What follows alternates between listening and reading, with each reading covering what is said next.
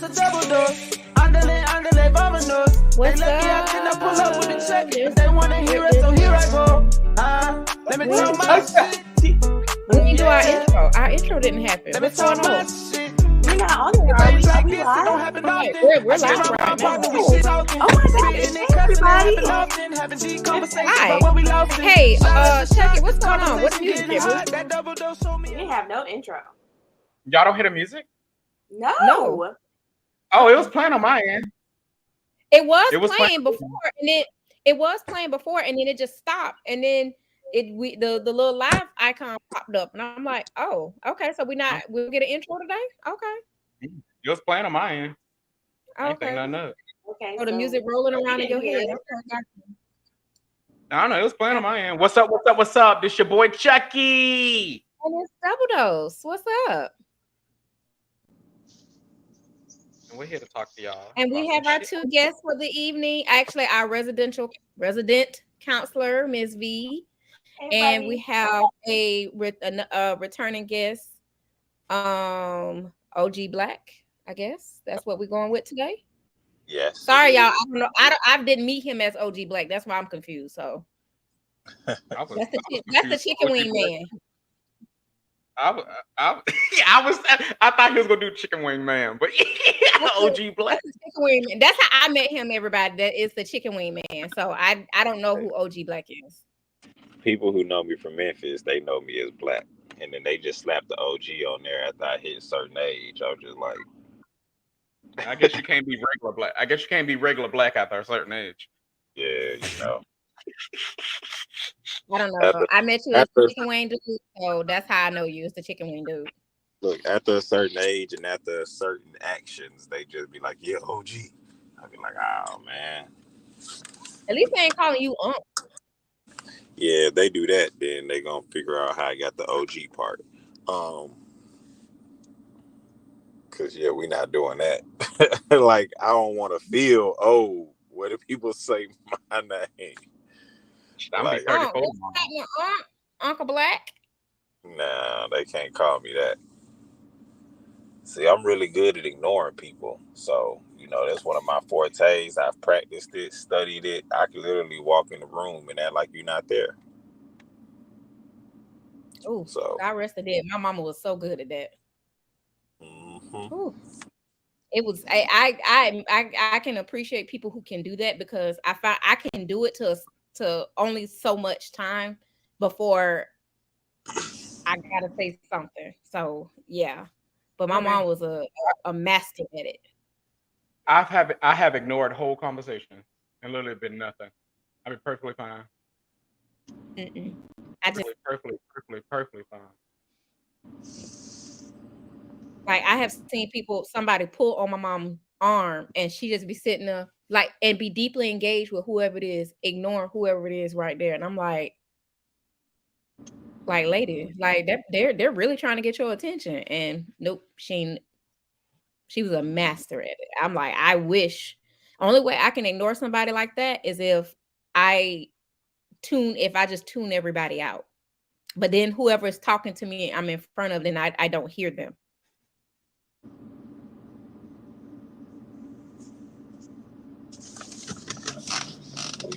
We lit. Can y'all hear me? Everybody just got real quiet. Oh, okay. Yeah. Oh, see, y'all yelling, my bad. No, we didn't hear you yelling. You just turned away for a minute. That's all. Yes, my grandma taught me that ever since I was young, to just be able to tune folks out. So that's one of them strengths that I just developed over dealing with my grandma. So now I've learned how to, like, it could be a baby screaming, hollering, crying right there because they having a little temper tantrum, and I still be enjoying whatever I'm doing, like they not right there doing a little temper tantrum. I hear folks be like, "You don't hear that?" I really don't. I do, but I don't. I can't ignore no child. I can't ignore a child. No, like that's just depends on what they crying for. You can get good at it. You crying because you hurt? I got you can get good at it. It's a practice behavior, especially when you know it's not for real. They just acting. You just okay. Because they do that. They'll have them things to where you be like, no, and then they just act like you just done threw them down a whole flock of stairs or something like that. Like, they really can get with it when they hear the word no. So that's when you got to be like, yeah, go on ahead and cry. Now, if we was at home or in my house, that's fine. Like you're not gonna cry blood. You're fine. But like in public, yeah, like that's a whole nother level of embarrassment I can't handle. So I think that most kids who have parents who really about that know not to even do that in public. Point exactly. Like they don't even try it in public. They only try it at home because you just got to let them know off top the first time they ever try that.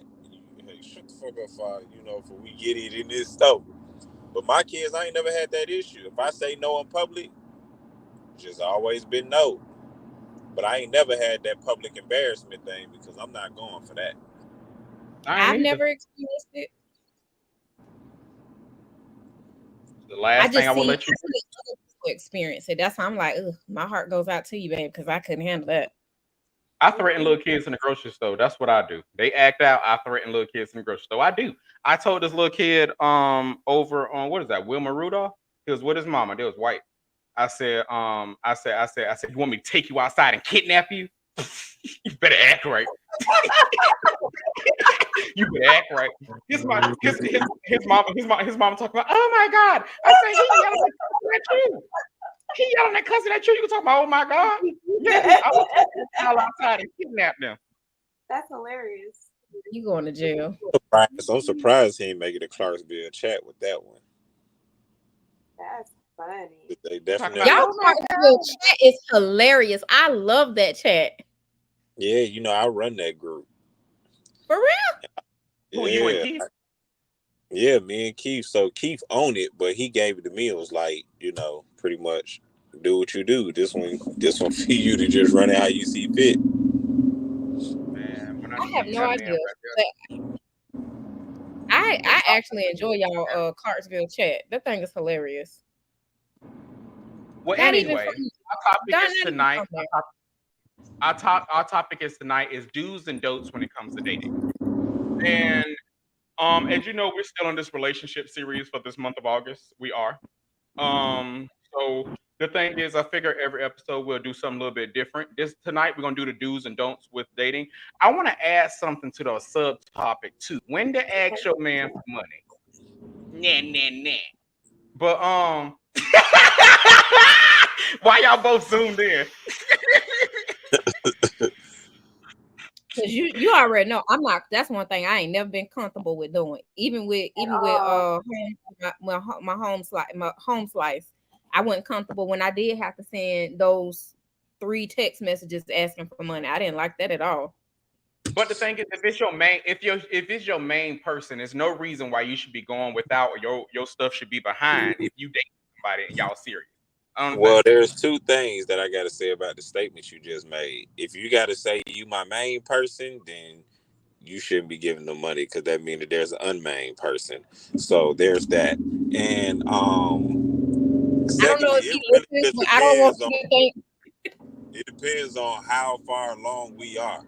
Because I ain't gonna lie, one of the biggest issues I've ever had is I talk to somebody in about a weekend, they be like, yeah. I be like, how you doing?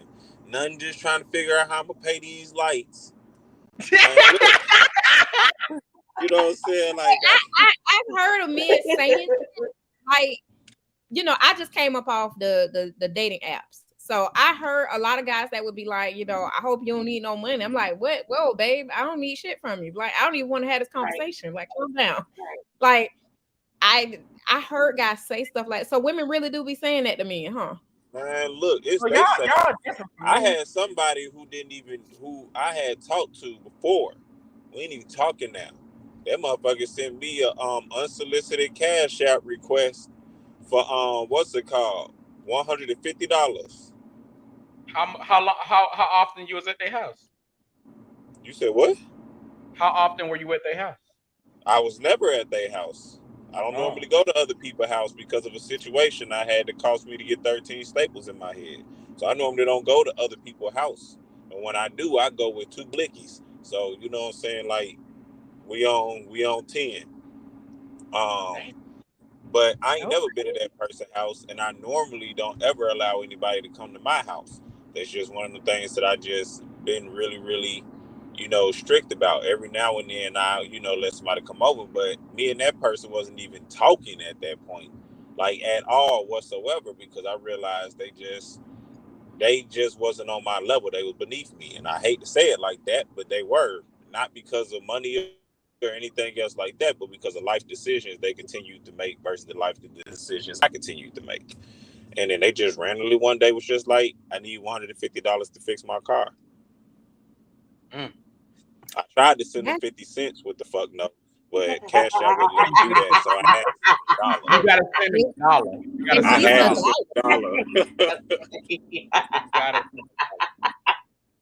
had to send $1. I don't know. Okay, I've never been in order though. I know we like went off on a tangent because he broke it up, but we are like all out of order. Can we go in order? Because y'all know everything has to go in order. No, we don't go in order. Hill shit talk. This is the way the conversation going. Look, I like had I'm all like, okay. My brain is like, we got 3 topics ahead of this. You so silly. Talk about 3 topics ahead of this. 3 topics ahead of this. Yeah. Oh, we can go. So what's the first? I'm not in charge, so I just was asking the question. You are a resident therapist. Go ahead. Yes, keep us in but line. that doesn't mean that I'm in charge, though. That just means that I know things. I know. And in the day, you probably know we should go in order. You are a resident therapist. At the end of the day, you know that we should go in order. You're so silly. Oh my God. Jesus. Okay. Yeah. All right. Chuck, it's you. You know the first one. You remember the first one, right? Oh, I've already drunk 1 bottle of wine. So does that mean no? Yeah, absolutely no.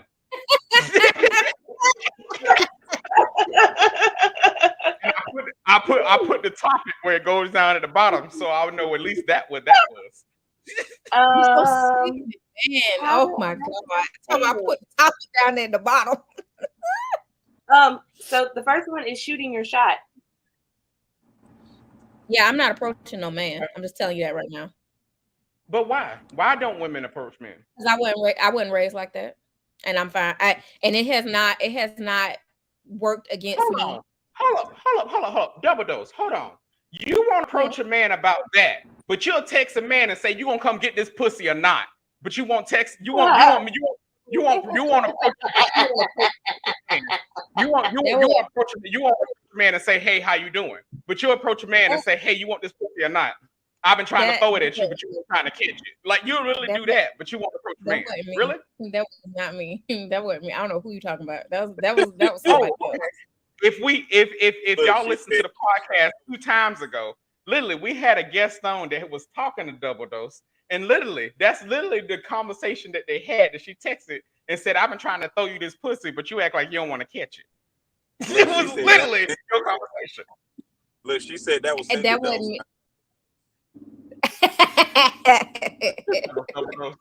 That wasn't me. It wasn't me. It was the one I said. Absolutely not. I mean, but that's just what it. I mean, I was just doing that, like, but in all honesty, like, no, you do that all the time. Do what all the time? I don't tell. Whoa! Back that up. Back that ass up. I don't tell no man all the time, come get this. Hell no. No, but you literally are. I'm just saying, Double Dose. You know this. You was a whole nigger out here in these streets. You are. Oh, you did hard ER on that way.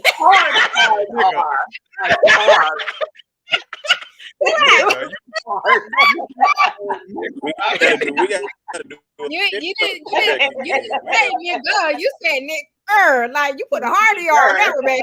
Okay. That was my Caucasian side coming out. Yeah, keep that one under wraps. I went to Django. I went to Django. Babe, but anyway, but nah. In the wrap. Nah, but I'm just saying, like you literally are like a whole nigga out here in these streets, way beyond that. Like you are. You literally treat men like they're like like they bitches. You do. You do. You talk to them like they bitches. You everything. But literally approaching a man is literally the difficult thing for you to do. I won't say that it's difficult. It's just something that I was raised that's just not what you do as like, no, you don't. This is something you don't do. If a man, if you're, you know, even if you're, I don't know. It's just something I just don't do it. Like, I might compliment a man, I'll compliment him, but that's about it. But like to go up to him and say, hey, you know, I want to talk to you or whatever the fuck you say, I'm not gonna do it. I'll look at you. I just feel as though if you want somebody, it's no problem walking up to them and be like, hey, what's up? How you doing? And everything else like that. I don't, it's nothing wrong with that. Like the girl that I used to date, she did the same exact thing to me. We slept together and everything. But I dated girls. Yeah, he was in the girls at once upon a time ago. Were they born girls? I really was. Yes, they were born girls. They were.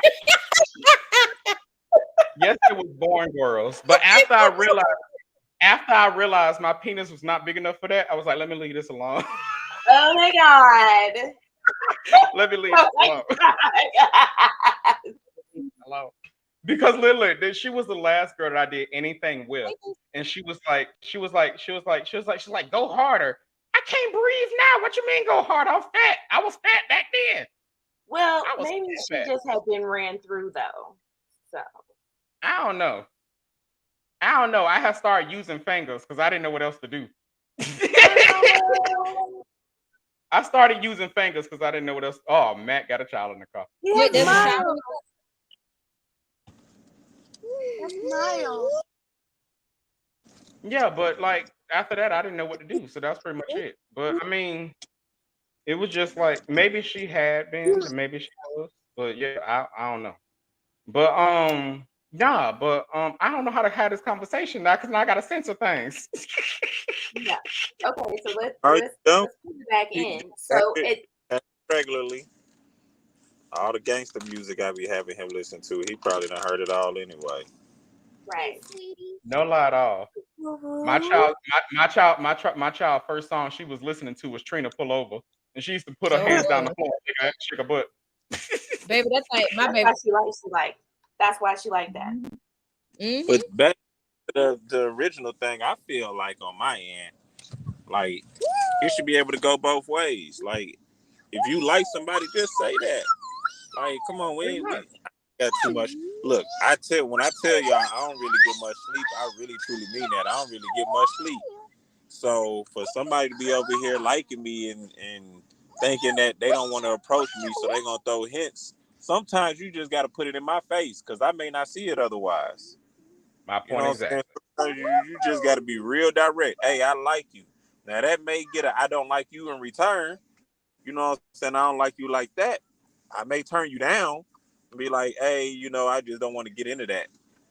But I don't mind shooting my shot. But I've learned that lately what's ended up happening is that sometimes if you shoot your shot to women, they get to acting weird. Like they acting like you trying to stalk them and stuff like that. And I've encountered that. I tried to shoot my shot and they be like, ooh, weird ass nigga. I'd be like, damn, I just said I liked you. Like, the fuck? What type of shit you normally used to?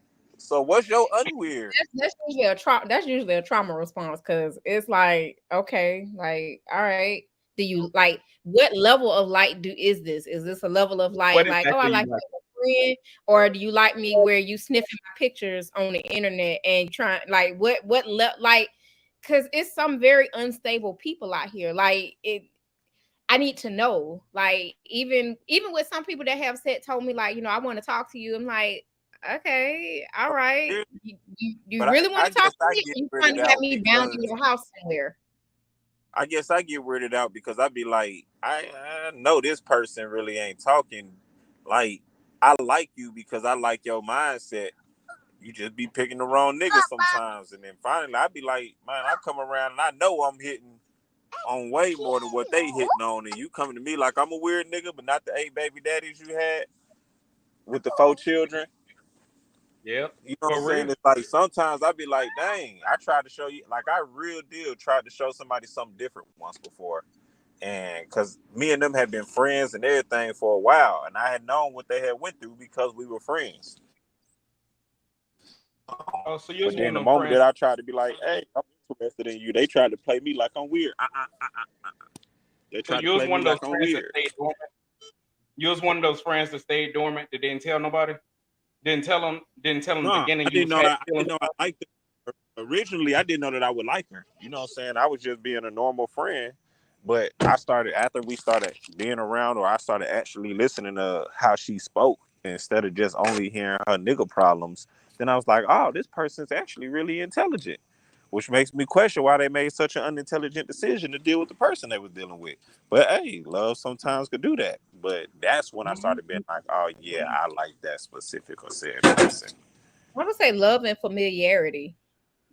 Because familiarity. You know that word she said double dose just said. Comfort. It's what thank you, Ms. V. It's comfort. It's what you're used to. See, you probably is something that they weren't used to. And it's like, and it's sometimes with a lot of people, because it's something that they're not familiar with. I know how to deal with this type of man over here. Right. So, but here it is, you come around, I don't know how to deal with this. Like, right. I don't know, I can't do you the same way I'm used to doing this. And I don't want to mess up this. So yeah, I'm gonna go back to the, the dude with 8 baby mamas and 8 kids and whatever you said. I'm going to go back over here because I know how to deal with. I know this poison. Like, how some people say, pick your poison. I know what this poison will do. I'm used to this. I don't know what this poison over here, what this poison over here will do. But I agree with you 200%. I also feel like at a certain point, if you already know how to deal with this over here and you approaching your mid-30s and everything, and this over here ain't worked out for you, that's a clear indication that you need to stop being over here. You need to go try something. But is it clear? You said what? Is it clear? Is it crystal clear, or is it clear as mud? Because it may not be clear to them. And that's what I'm saying, that's where is that my internet? Okay, that's what I'm saying is that at certain points we have to the reason it's not clear I don't think it's ever that we ain't clear. Like, I make the repetitive decisions. Like, I'm not finna sit here and lie. When I go through and tell everybody about all the fucked up relationships I've been in, I can tell you that it was basically the same girl in different bodies with different names. It was the same personality trait. They was a little ratchet. They was always in fucked up positions to where they needed my help, and they wasn't really trying to push themselves super forward. They was kind of comfortable in being in mediocrity. I can be honest with myself and tell myself that I chose the same type of woman. And each time I chose, I knew going in that I needed something different, but I was choosing something different.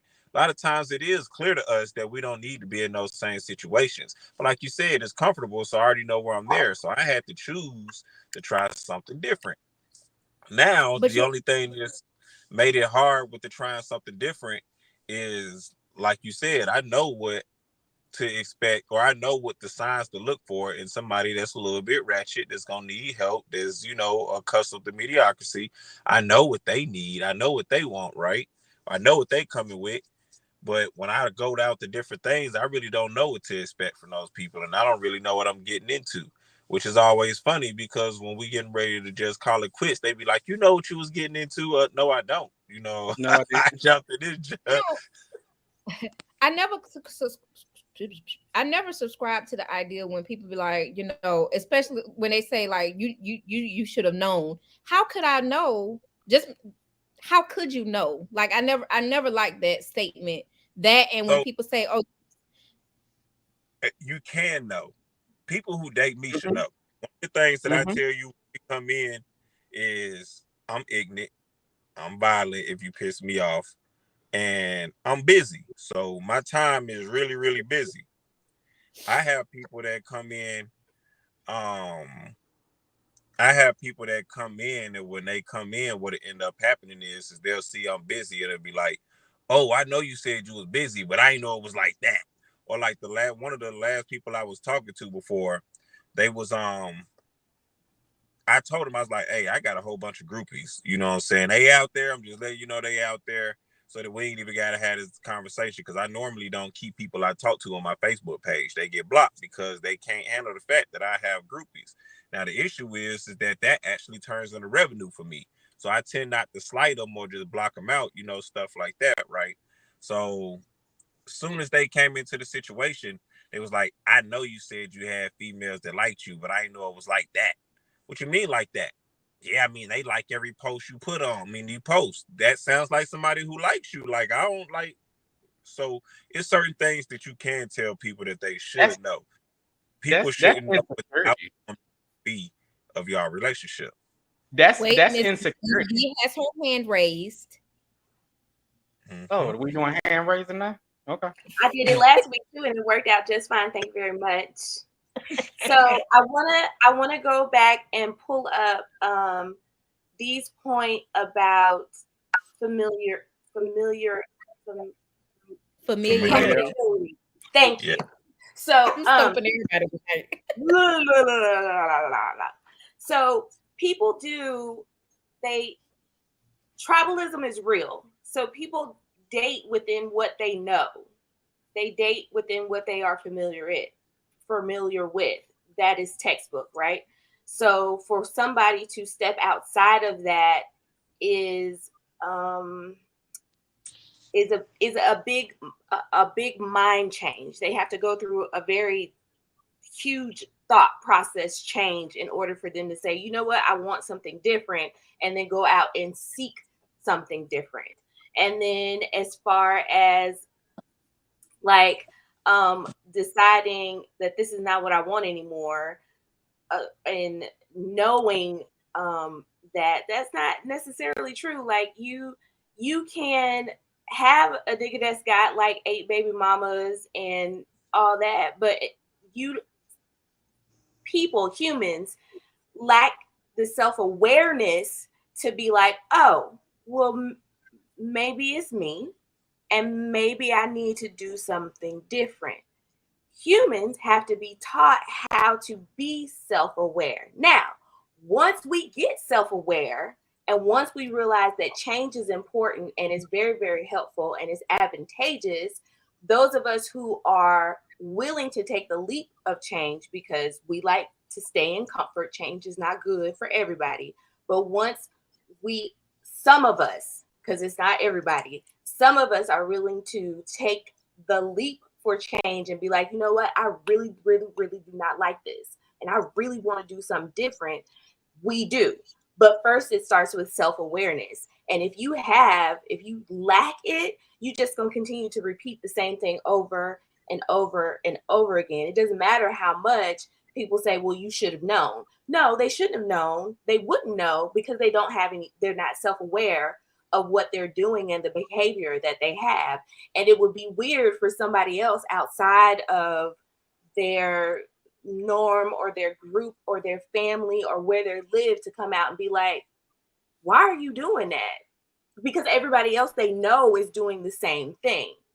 Everybody else they know is living the exact same life. So it's odd. So when females be like, okay, you're weird, that's because they used to approaching them a certain way. Everybody around them is approached that way. But when you get around a group of women who are having the nice words, our therapist literally, I love how you could tell that that's her field, because she goes self-aware. I just be like, your ass lack accountability. We substituting self-awareness at this point for accountability. You're just not accountable for your actions. Nah, I wouldn't. My hand was raised. Chucky has had his hand raised. He's following the rules tonight. My hand was raised. I thought he was praising the Lord. He never raised his hand before. Because I'm trying to raise my hand tonight, because apparently me interrupting people is rude. But anywho, you got the message. No, I didn't. Did not get the message at all. Did not. I'm gonna start muting everybody else when I want to talk. But but I gotta agree with OG Black, because the thing is that it is accountability. Because the thing is that I mean, going on what the therapist, what our clinical therapist said, Ms. V, what she said, a lot of that does make sense. But until it clicks with you, you ain't gonna change nothing. That's self-awareness. It's not really y'all awareness. You can't have something click with you unless you realize it. That's self-awareness. One done it all. No, it's accountability. Because here's the thing, I get it. It's self-awareness the first time. It's not self-awareness the second, third, fourth, fifth, sixth, seventh, eighth, we ninth, weren't talking about the first, third, second, fourth, fifth time. We were talking about, you never said that. You talked about actually both of y'all brought that up. Both of you brought that up. Exactly what I said. I said that they keep dealing. I said they keep dealing with niggas. They keep dealing with the same type of people. That's plural. That means you went through it more than one time. And that's all I know. And that's what you used to. You can't get used to something you only did one time. If you only did it one time, you're not used to it. You experienced it. But that's all they know. If your mama did the same thing and her sister did the same thing and your auntie that live across the street did the same thing and your homegirl did the same, that's all you know. You don't know anything different. So there isn't anybody for you to say, hey, oh, maybe I should do something different. There's nobody for you to do that. So self-accountability never kicks in. And it does, because I guarantee you this. It does. You have to be aware. Okay. Watch this. If your mama went ahead, hold on, let me check this out. Before we go any further, hold on. I want to just bring up what it means to be accountable. So thank you. Bear with me. Accountability is the acceptance of responsibility for one's own actions. Hold on, before anybody say anything. It implies a willingness to be transparent, allowing others to observe and evaluate one's performance. And that is one definition of being accountable. Self-aware, that we're talking about, like, we're self-awareness and being an accountability. So there, to say that you're being held accountable is regarding your action. Like, okay, yes, I'm dating these people. Yes, I know I'm holding myself accountable for dating, men with kids or ain't shit men or whatever label you want to put on them. But self-aware is really understanding why I'm picking out these people, why I keep attracting that. That is the difference between being accountable and self-awareness. Everybody is not self-aware enough to say why I keep going to this, why I keep doing that. Like, I can be accountable. Hold on, I gotta disagree with that. I gotta disagree with that, because here's the thing. I disagree with the definition. It's not about disagree, whether you disagree or not. I gave you the definition of what the word means. So I'm telling you what it means. Whether you agree or not, hey, that it is what it is, man. But it's not anything with this. At the end of the day, it's just, I'm not disagreeing with the definition. I'm disagreeing with the context and where you put it. Again, that works for the first time, right? For the first time, you got that. Boom. But the first time I cook and then I touch a hot ass pan, it ain't gonna take me long to realize why I got burnt. I got burnt because I touched something that was hot.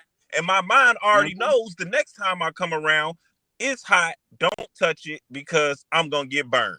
Now, if I go in and touch something hot again, now I have to be accountable for that. Now I have to go, hey, last time I burnt my hand, so I knew that this motherfucker was hot.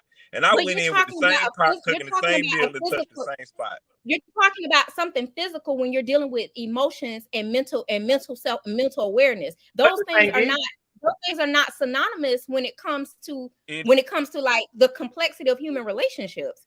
Yes, but the thing is, wait a minute.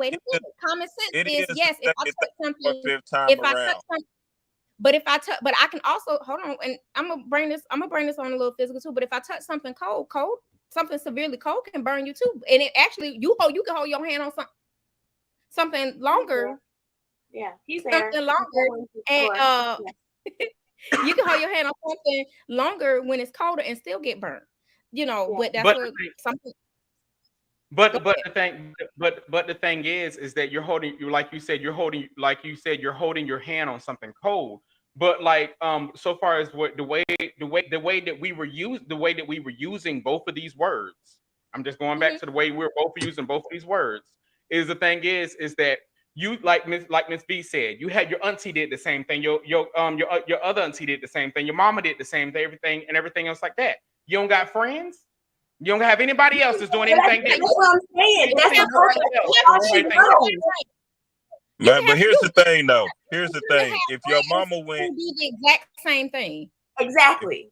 If your mama went All and your knowingly friends ain't doing had, the same thing. here's the thing. If your mama went and knowingly had sex with somebody who got AIDS, and then your auntie went and had knowingly had sex with somebody who had AIDS, you gonna tell me that's all I know. That's not all I'm saying is, thing. So that is not the same thing. You keep making it to a physical thing. This is mental. What I'm trying to tell y'all not is the same thing. It is. At the end of the day, No. let me say this: if you are at an age to where you can't understand right from wrong and you can't decipher, then maybe what it is that I just can't be with nobody like that. Because at this point in time, when you get to a certain age, you should be able to know right and wrong is wrong. It's not about what we're not talking about. You can't like to equate human emotions and relationships to whether it's right or wrong, but right or wrong for who? Who's to say it's right or who's to say it's right or wrong? Here's It the might thing. be. If we was talking about people coming to me, talking to me, so I know that when your ass is on this phone crying about the nigga, you knew it was wrong. You knew what he did was wrong. You hurt by it. You stayed with it. So when you keep doing that, at the end of the day, you got to keep crying. Let's just be real. Anybody in the situation who going through that, if they had a friend who was going through that same exact situation, they would tell them, girl, you need to leave that nigga. Girl, you shouldn't be dealing with that. Girl, you shouldn't be putting up with that. That alone lets you know that they know it's wrong, but yet they'll go do the same exact thing and deal with the same exact stuff. Man, bump that. At a certain age, your mentality ain't an excuse. Will be in front of me on a screen or on the phone or in a chair saying, Miss B, I don't want to be like this anymore. It hurts so bad. And the only question that I ask is, okay, so what are you going to do different? And it stifles them. It stifles them because they never thought they could do anything different. It messes them up. Then well, the reality I wouldn't even know what to do what a person should be telling. What a person should be telling these people is, you don't need to be with nobody. But that's not. Wait a minute. That may be conversation. You didn't jump 5 sessions. No. That comes further. No. They have to get to the point where they even realize that what they're going through is not normal, and you don't have to live like this. And what are you going to do to change it? How are you going to? But the thing is, they already got. And that is how you create self-awareness to where you realize, they already got that. Here's the thing: they already knew it wasn't normal. That's why they in your chair. That's why they already knew it wasn't normal. They knew it wasn't normal before they came and talked to you. They're in my chair because they're in emotional pain. They're in your chair because they're in emotional pain, and they know that emotional pain isn't normal. They know that hurting isn't normal. No, they know it's not normal. They're in your chair. Everybody around them do it and deal with it, and they can't understand how come they can't deal with it. How come it hurts them? How come I'm depressed? And they know that that's not normal. Hold on 1 second. Hold on 1 second. Go ahead, Chucky. What I was going to say is that along the side of what OG Black just said is that the reason why they're looking for change and the reason why they're reaching out to somebody else outside of their friends and family and everybody else that probably has been telling them that they're doing the wrong damn thing, and the reason why they're in your chair is literally because they know that it's not right. But no, back to what he said when he said they need to be by themselves. Yes, they need to be by themselves. And the reason why you need to be by hold up. The reason why you need to be by yourself, I dated the same narcissist 5 times. I dated the same narcissist 5 times, and it was all different people it was all different people, but they all act the same.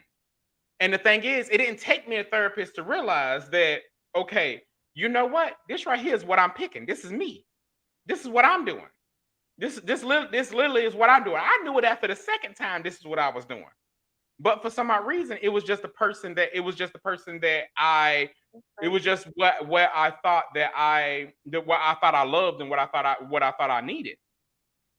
That's really what it was. This is just what I thought I loved and what I thought I needed. But the thing is, it took me some time by myself, for me to love myself, for me to understand myself, to understand it's not what I need. So when he said, yes, they need to be by themselves, yes, I agree. They need to be by themselves. The reason why you need to be by yourselves, because if you don't know how to love yourself, ain't nobody else gonna know how to love you. Ain't nobody else gonna know how to treat you. Ain't nobody else gonna do anything with you. Hold on. Before Miss B, blah, blah, blah, before you say anything, give me 1 second. Being self-aware is all about having an understanding of your own thoughts, feelings, values, beliefs, and actions. It means that you understand excuse me. It means that you understand who you are, what you want, how you feel, and why you do the things that you do. That's fine. That's great, Chucky, that you and OG Black was able to do that in 1 or 2 sessions or 1 or 2 times by yourself on your own. But not everybody is that developmentally strong. I don't know the proper term, but that's the term that's on my tip of my brain tonight. But not everybody is that developmentally strong to do that. And then sometimes some people are so heavily influenced by their families and by their community that it like Chucky, for you to, just knowing you literally broke away from your community very easily, because that's not what you wanted to subscribe to, and that's not what you wanted to subject yourself to. I'm not saying that you didn't have struggles. Don't misconstrue what I'm saying. But you were able to break away from that. Not everybody has that ability to do that. So, so strongly. Some people, it takes them years to break away. Think about like people who are, I think, what are they, Mormons? Think about those people. It's some people that they break away, they finally break away from that. They break away and their whole family ostracized them because they broke away from it. It's some people that are so deep within it, they don't know how they all they think that is, and I'm just speaking specifically on the Mormons, that they think that all that's in there is the right way. Like I'm gonna pick on myself because everybody else picking on themselves. Hold on. I'm gonna pick on me because I'm the only one. I'm pretty much the only person in my friend group and only person in my family group that does not have children. The only one, the really the only oddball out of the whole bunch, don't have any kids, don't have no interest in kids. I'm the only one. That takes a different level of person to sit there and make a conscious decision. I am not having kids. I don't want them. They don't want me. So that's the end of it there. Especially knowing like this sibling and had 3 or 4 kids. One sibling got 6 kids. This close cousin got 4 kids. This one, shit, one of my cousins got 8 kids. So, it's just, you have to have a strong mindset and whatnot. But go ahead, Ms. V. Okay, so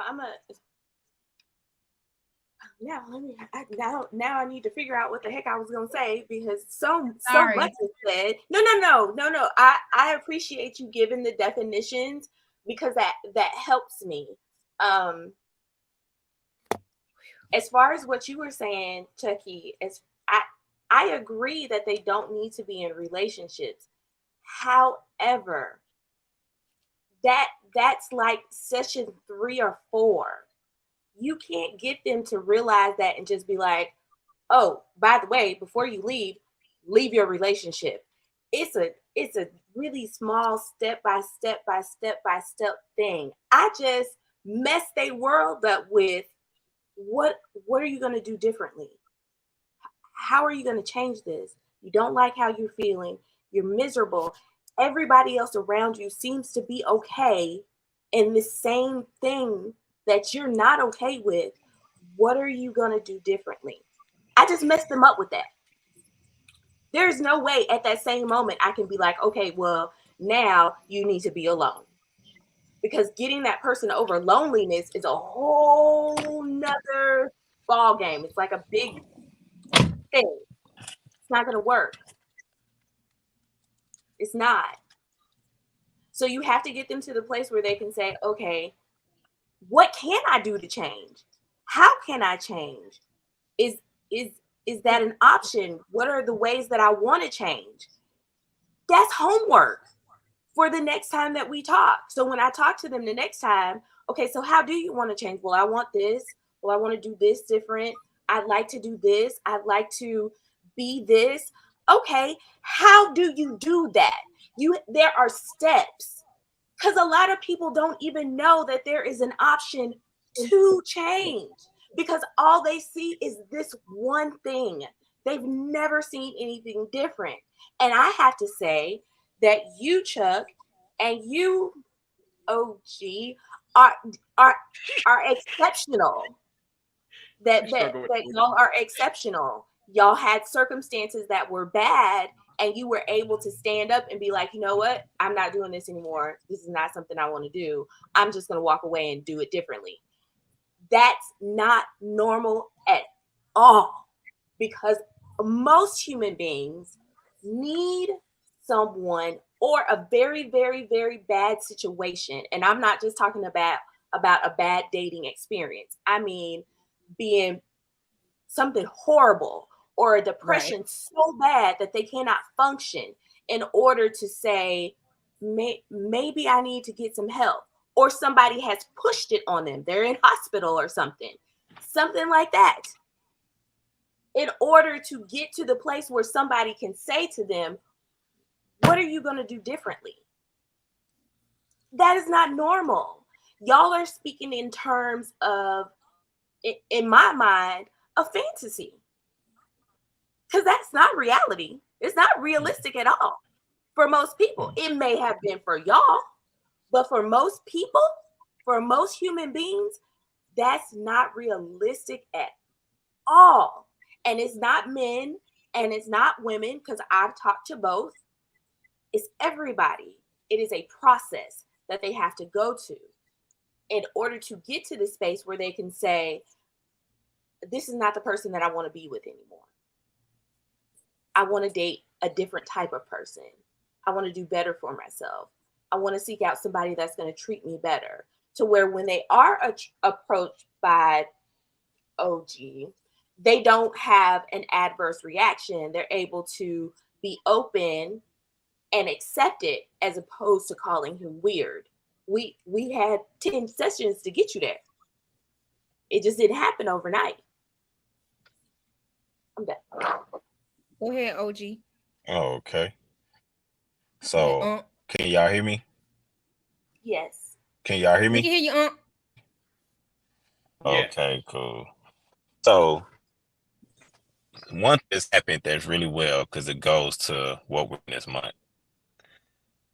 One of the biggest things that most relationships have are the issues with our communication issues.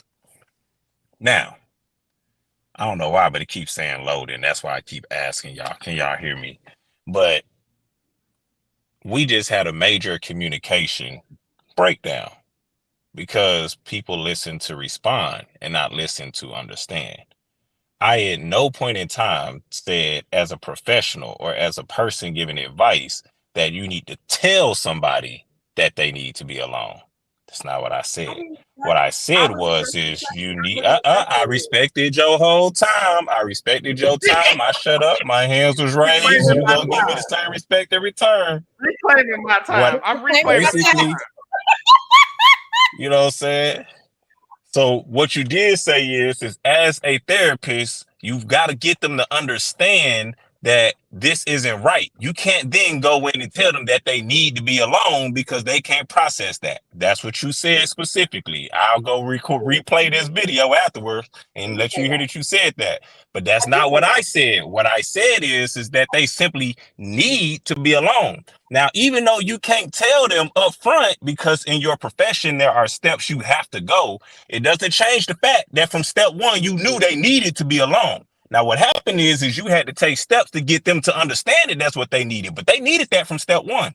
And you do need to be by yourself, because at the end of the day, you can't even, like, if while I'm going through your steps or you teaching me, I'm constantly still subjecting myself to the same situations. I'm never giving myself the break that's needed for me to change my thinking. And that's why we normally keep being in this repeated cycle of the way that we keep being with the same person, keep being with the same person, keep being with the same person because we're scared of being alone. And then as soon as we get alone, we go look for people, and generally is with the same characteristic traits of the people that we've been in. And that's why me, myself, kept being with the same women that was ratchet, you know what I'm saying, that had their ways, that needed help and everything else, because I was always so quick to try to rush into the next thing instead of giving myself the time to be alone to be able to get that. And it wasn't something that I figured out quick. I figured that out after 9 years of fucked up marriage. And the only reason I was alone was because I was so fucked up about the marriage that I just didn't want to even deal with nobody.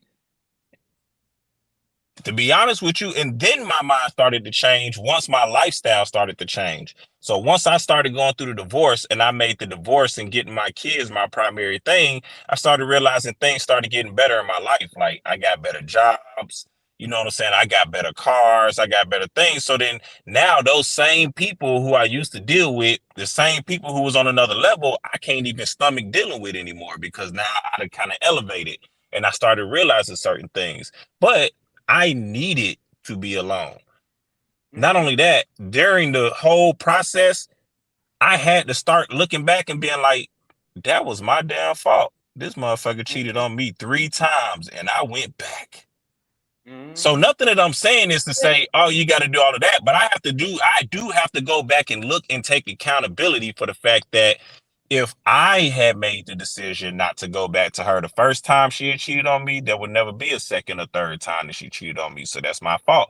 I know that mentally I wasn't and emotionally I wasn't in a place to do it then. But at some point we have to then look back and say, hey, bro, yeah, that's kind of on me. Or if you talking to, when I talk to my niggas, I tell them that's on them. Before you say anything, Ms. V, hold on.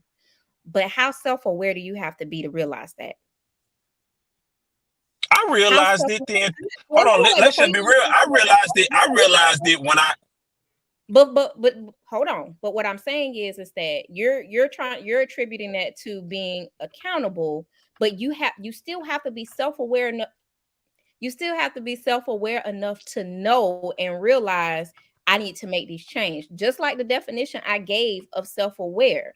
You have to know, you have to acknowledge, you have to be cognizant enough to acknowledge it when it's some people won't even do what you did to even acknowledge that I've accepted and allowed this behavior to happen so much or whatever. It's some people that don't even have the cognizant ability to even accept that. And that's why I acknowledged that earlier. That's why I acknowledged that earlier. You know what? Maybe there are people like that, but those type of people just ain't for me. Because here's the thing. I'm not saying that they are. What I'm saying and I look at behavior traits. Behavior traits. If you'll do that about a relationship, you'll do that about every other thing in your life. And that's where you start. And that's the thing. It's like I knew from jump, and it isn't. I knew anytime something happens to me and I just be like, yeah, this ain't right. Hold on one second, OG. Hold on one second to answer the question for one of our commenters. The topic, what we're having right now is, well, it's a subtopic that kind of went into, hold on. It's a subtopic that came from another subtopic. Right now we're talking about accountability and self-awareness right now. So that's where we are right now. That's just one of the questions that we had. So I'm sorry that I wasn't trying to, I was trying to catch people. Accountability wasn't. I think that everybody who goes through, it became a subtopic. I think that everybody who goes through a relationship, when something goes wrong to that relationship, they are self-aware that something isn't right when it's not right. They are self-aware of who caused it. At that point, like, if your nigga cheat on you, it ain't right. It hurts. It feels bad. It feels bad. You can feel it in your bone. Right? It may not be right. It may not be right. It may feel bad. But if that person is not accepting that, because not everybody walk away from a cheating relationship. Not everybody does. So yeah, but the issue, I don't think that what I'm trying to say is I don't think the reason they don't walk away is because they're not self-aware. I've realized by looking back, by a lot of people that I help counsel, coach, and everything else like that. It's not my profession, but I do it.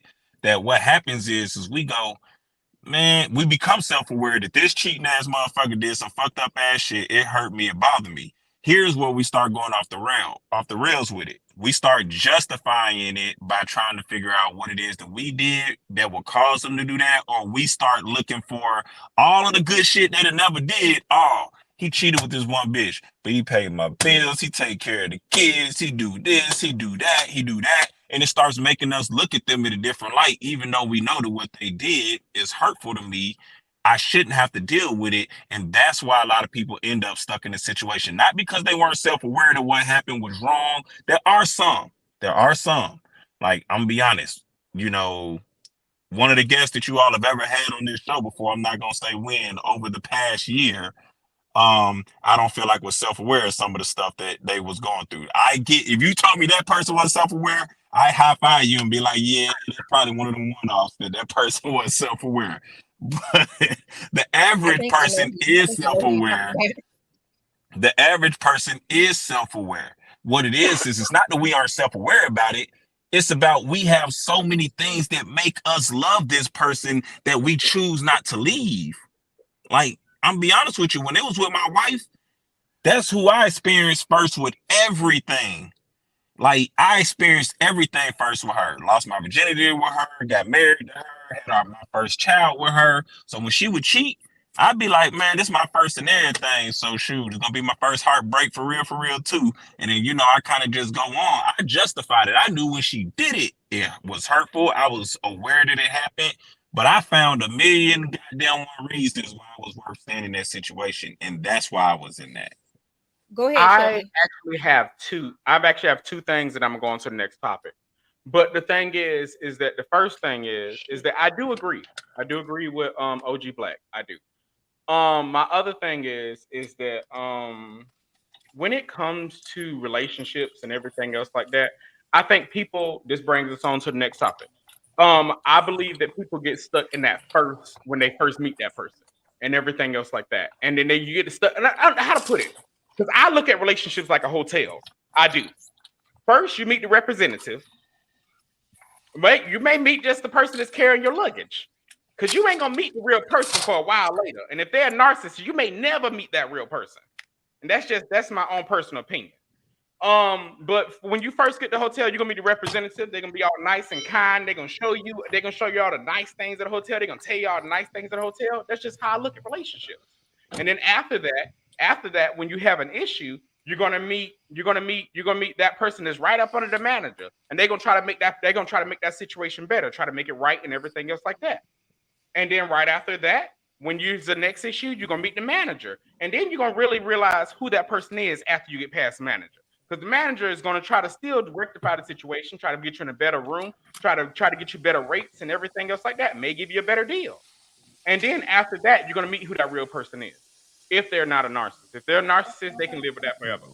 But my thing is where I was going with this is that it's the first representative, the first date, and where people get stuck on. Is the first is literally that who you meet their very first time. Everybody knows about my relationship with the roach. My relationship with the roach, I said honestly, I want somebody to be able to pick me up off my feet, spin me around, show me the world is different than what I have seen. My very first time meeting that person, they picked me up, spun me around, and everything. Literally picked me up and spun me around. I was fat as fuck back then. I was like 3 something. Motherfucker picked me up, spun me around. And the only thing that I knew is that, like, oh wow, oh, you literally did this. Like, I was stuck on that moment. I was stuck on that moment for a while, but I didn't know that I was dealing with the narcissist. I didn't know exactly how that was going to go or anything like that. But this brings us back to the new topic, the other topic, off of this topic. When it comes to first dates and you're meeting somebody and everything else like that, you can't get stuck on those moments. And I believe that's where a lot of people end up dating wrong, because they get stuck on those moments of that first date and when they first meet that person. You can't get stuck on those things when you first meet that person, because the thing is the only person you're meeting is just the representative. You're meeting the person that's going to give you the best, that's going to show you the best, tell you the best about who they are. You don't know who they are. And that for me, I believe with a lot of relationships and everything else like that, people get stuck on that when they first met that person, not knowing that person's going to grow, that person's going to change, that person's going to be somebody else completely different. Like OG Black said with his wife that he was married to for 9 years, and she cheated on him and everything else like that, and he still went back. You went back because you literally was stuck on who you met in the beginning, not knowing that person's going to change. Not knowing that, throughout the years, it's not going to be the same person you fell in love with. Not knowing you may not be the person that's going to complete that person. They just with you because you provide and you're doing everything you need to do so far in a relationship. You're not doing everything else. Can we rewind back and say just a simple, what is an adequate first date? We can do that. We can rewind and go back to what is an adequate first date. What do we consider an adequate first date? Go ahead, I will say for me. I mean, I don't know. I know I'm gonna be. I ain't paying half the bill. No, just go because a lot of people agree with you, and I like that.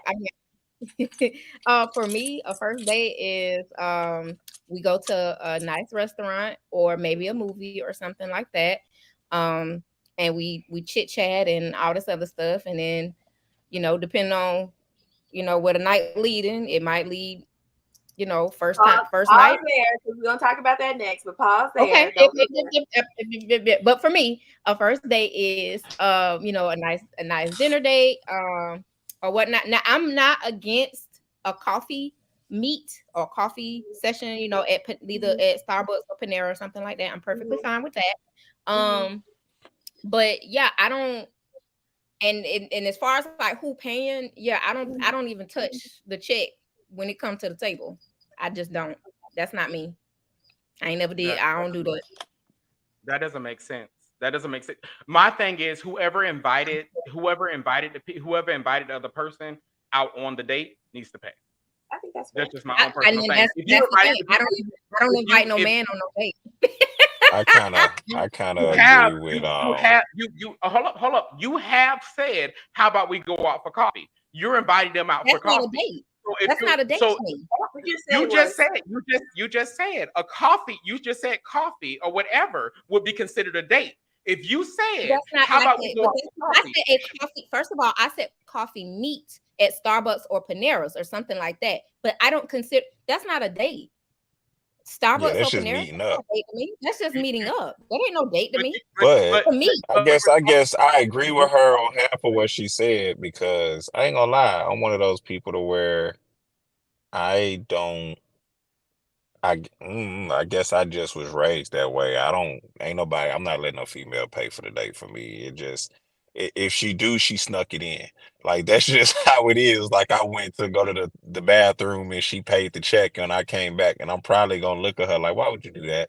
Because I normally don't go out unless I could afford to pay for both of us anyway, because there's a lot of other free stuff that we could do that don't require us to have to go out.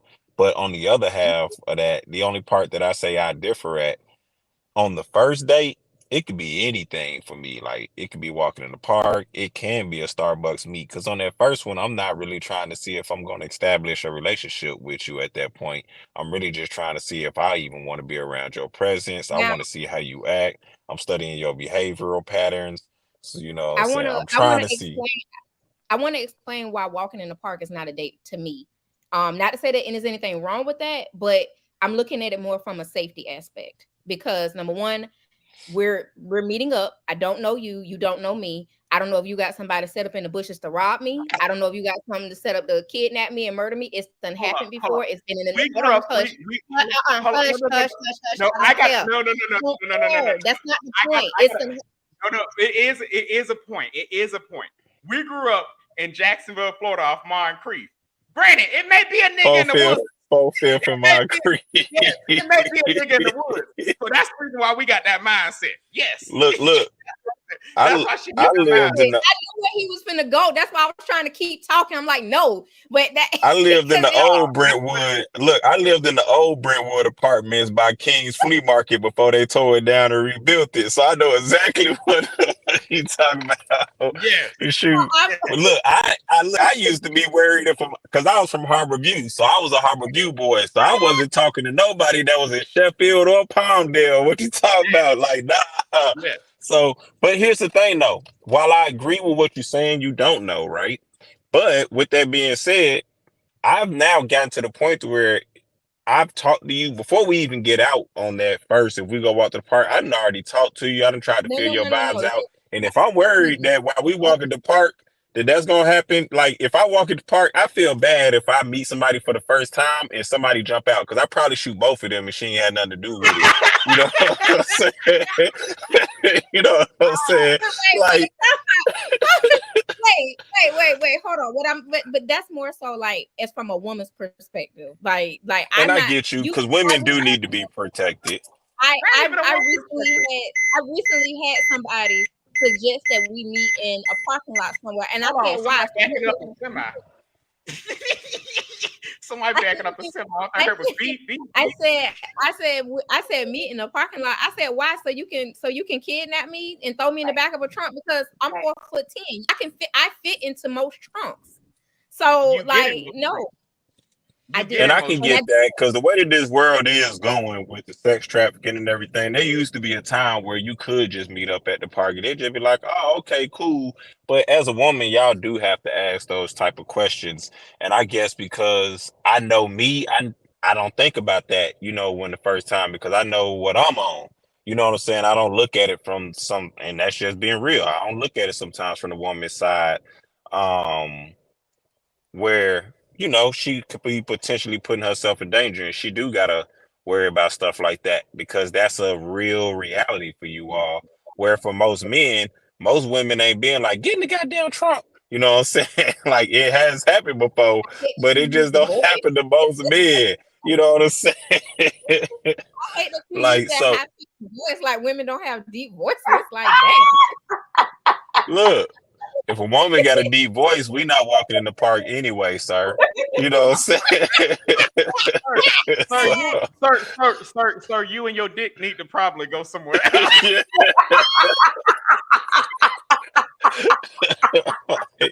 can't walk in the park. I know that may be like superficial or something like that. But if me and you both sounded like we narrate movies, nah, I can't get with that. Me and you both sound like we Barry White. It ain't happening. We ain't meeting in parks, and I'm just saying. Imagine being on a date and y'all having deep voice contests. My voice get deeper than yours. You know what I'm saying? And she trying to match you, be like, yeah. All right, Brody, I'll catch you tomorrow, my guy. My thing is that naturally, I would probably try to make my voice deeper in the date, not on purpose. Like in the middle of the date, I'm gonna, hey, yeah, what's up, baby? Look, it's actually funny because I literally I talk like this on purpose because this is normally my regular voice when I regularly talk.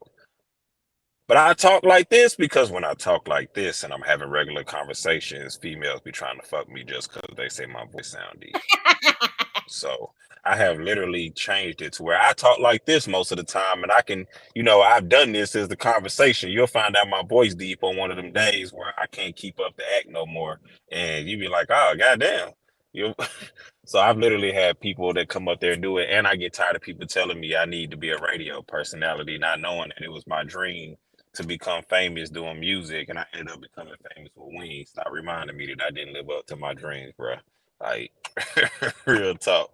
But anywho, back to the point with that first date, I think that I think as long as I'm spending time with you, with me, that's okay for a first date. It's, that's just where I'm at with it. But I agree with Double D. With you ain't paying if we going out somewhere. I'm gonna pay the tab. I don't even care if it go horribly. I'm gonna pay that tab, and we just gonna move forward from there. You'll never hear from me again. For me, that is an ancient way of thinking. Because the thing is, we live in a society where women can do the same exact things that men can do.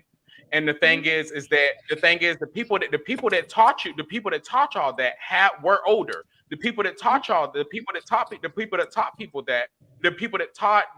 you all that were people that were that they can afford to pay their house on $20 a month. They can pay their mortgage on $20 a month. They can afford to do these things on that budget. And the thing is, we're not in that day and time no more. So the thing is that for me, but we are also we're on a day and a time where a date don't gotta be you went out and ate somewhere. Like back then, that was the date. Like you had to go out somewhere to spend money, which is why the men do it. But now there is so many things that you can do that cost little to no money because people have realized that they can offer those services and everything else like that. That you just got to be able to, and also I think one, you got to be able to understand where your pocket is, but that also comes with picking who you date. Because stop trying to date women out your tax bracket, bro. Like I tell my niggas that all the time. Look, man, stop trying to date Miss Lori Harvey and you know that you on a food stamp tax bracket, bro. It's just not gonna work. Hold up. My only thing why I disagree with that is because women will literally work at Taco Bell and want a motherfucker that work they make $80,000. But then here's the thing. But you gotta be able to we gotta be able to knock them down a peg. Be like, if you work at the drive-thru at Taco Bell, making $7.25 an hour. So if you want that, that's cool. They can want what they want. That's when you just gotta be like, hey, I don't fit that, that thing of what you looking for. So I move on. I'm not done. I'm not done. I believe you are willing to go on a date. Oh, I was going to get back to that comment, but I want to finish my statement. Anyway, back to what I was saying, because the thing is that I don't really believe it's dating somebody in your tax bracket or anything like that. Dating somebody within what you make, because the thing is, you could be in school to be a lawyer. You can be building yourself up to be somebody else. You could be building yourself up to be somebody else. And just saying, you working at Taco Bell now, you want to date Lori Harvey. You in the middle of dating Lori Harvey because that's the person you're attracted to and everything else like that. But you working at Taco Bell. But the thing is that you may be in school to be a lawyer. You may be in the school to be a doctor. You may have a very big, broad things that you're going to do in the future. I will tell you this though, Jay. If you are going to school to be a lawyer or a doctor and you got a job, you don't really got time to be dating anyway, because the curriculums and them studies is so hard. You need to be focused on studying and that job you got. So after you go to work, after you go to school and then study and then go to work, take your ass home and go to sleep. And then once you get to where you're trying to get to, or find somebody who's also in the same position that you're in. There are so many other people out here in this world that's untapped, that's also growing, that's also trying to get exactly where you're trying to get. Align yourselves with them, because those people ain't gonna want you to go break your pocket and everything else, because they are so understanding. Like, let's just be real. Like, I could have easily got cussed out for having to work and do all of that and everything else recently, but it's been understanding because I'm trying to get somewhere, and I hope that person sees that that's where I'm trying to get to. Sometimes it ain't even just your tax bracket. Now, when I said that, I was being serious, but I was also being facetious. But there's other elements you have to look at other than just your tax bracket. What are your goals? Where are you trying to go? What are their goals? Where are they trying to go? You should already have talked about this before you even get to the first date. So that way you can not waste your time with people who's not on the same path as you. Like, let's just be real. I have a person who I used to talk to, right? And I'm mad at myself because I'm mad at myself because I chose to deal with them. And I knew that they was comfortable where they were at. They literally have a nursing degree. But they only want, they got, I guess it's called LPN or whatever it is, when you can go whenever you want to go. You don't have to go and actually pursue it. And during that time when I was talking to them, they was comfortable in the lowest situation with the bare minimum and everything else like that. And I was looking at the potential that they had instead of looking at where they was at, what they was trying to do, where their goals were. So our goals always clashed, and we always clashed because I was trying to get somewhere. Like, I didn't mind going out on dates, but I'm busy trying to build a business. I'm like, you could be making $50 to $100 an hour if you decide to be a traveling nurse, or if you decide to want to go to these places that really need nursing, and they wouldn't do it, and they was comfortable being in the low income areas that they was in when they had kids. And we always used to clash. You have to find people who's on where you want. You do need to date your tax bracket, because when you on your path to wherever it is you're going, like you said, you a doctor, you a lawyer, you got a part-time job. Somebody who expects you to go out on $300 dates ain't somebody who you should be dating, because that's what they expect. And you shouldn't tell somebody they should have to lower their expectations just because a man shouldn't be telling a woman she got to lower her expectations just because you want her to date you. It just is what it is. Like, I know it sucks, but we got roles in society where women are treated equally, and we got roles in society where men are treated equally. That's just a reality. And bottom line is, when it comes to a man dating a woman, most of the time the women have their expectations, and that's what the expectation is. Now you got to find somebody who's on your wavelength with the expectations that can meet where you at. And sometimes that's below your tax bracket, because they do have that's in a lower tax bracket that's in your tax bracket. We got to stop trying to we have this false narrative, date up. No, date even. Like, date somebody where they at where you at mentally and financially, and mentally comes with financially, because somebody who's mentally or emotionally or where you at ain't gonna, and see where you at and where you trying to go, ain't gonna tell you to spend $300 on a date. Right. But the thing is that what's wrong with dating somebody of where you want to be at? Granted, like you said, if you in law school and you working a job and everything else like that, and you said like you said, and Miss V agreed, and Double Dose agreed, is that you should not be dating. But the thing is that what's saying that you can't date? You can still date. You have time. Hold on. I want to answer this question for him. He said, "What's wrong with dating people where you want to be at?" He said he's not done. Okay.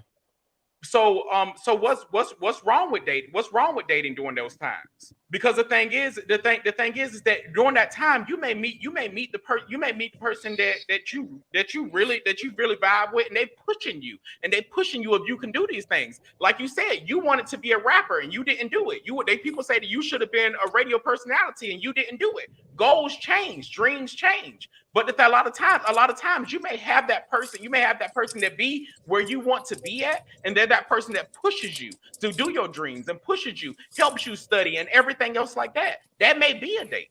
It may not be anything that's $300. They're expecting $300. That literally them coming over helping you study for law school may be the date. Them coming over, watching movies with you in your free time that you're off work and you're studying and everything else like that. And those little bit of free times take your mind off of studying. Wait. Hold on. I want to answer his question. So what's wrong? Your first question was, what's wrong with dating somebody where you want to be at? We do need to address that.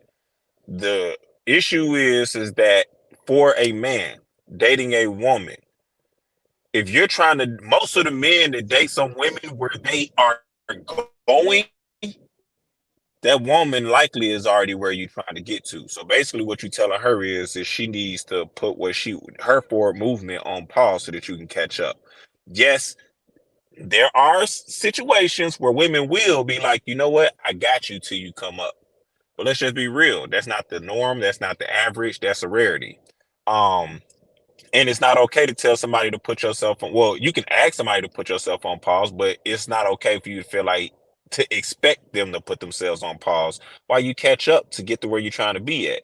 And that's where the issue comes in. All I said is if this person is already on a mindset of this is what I want, this is what I expect $300 dates. I expect to go fine dining. I expect to be able to do this.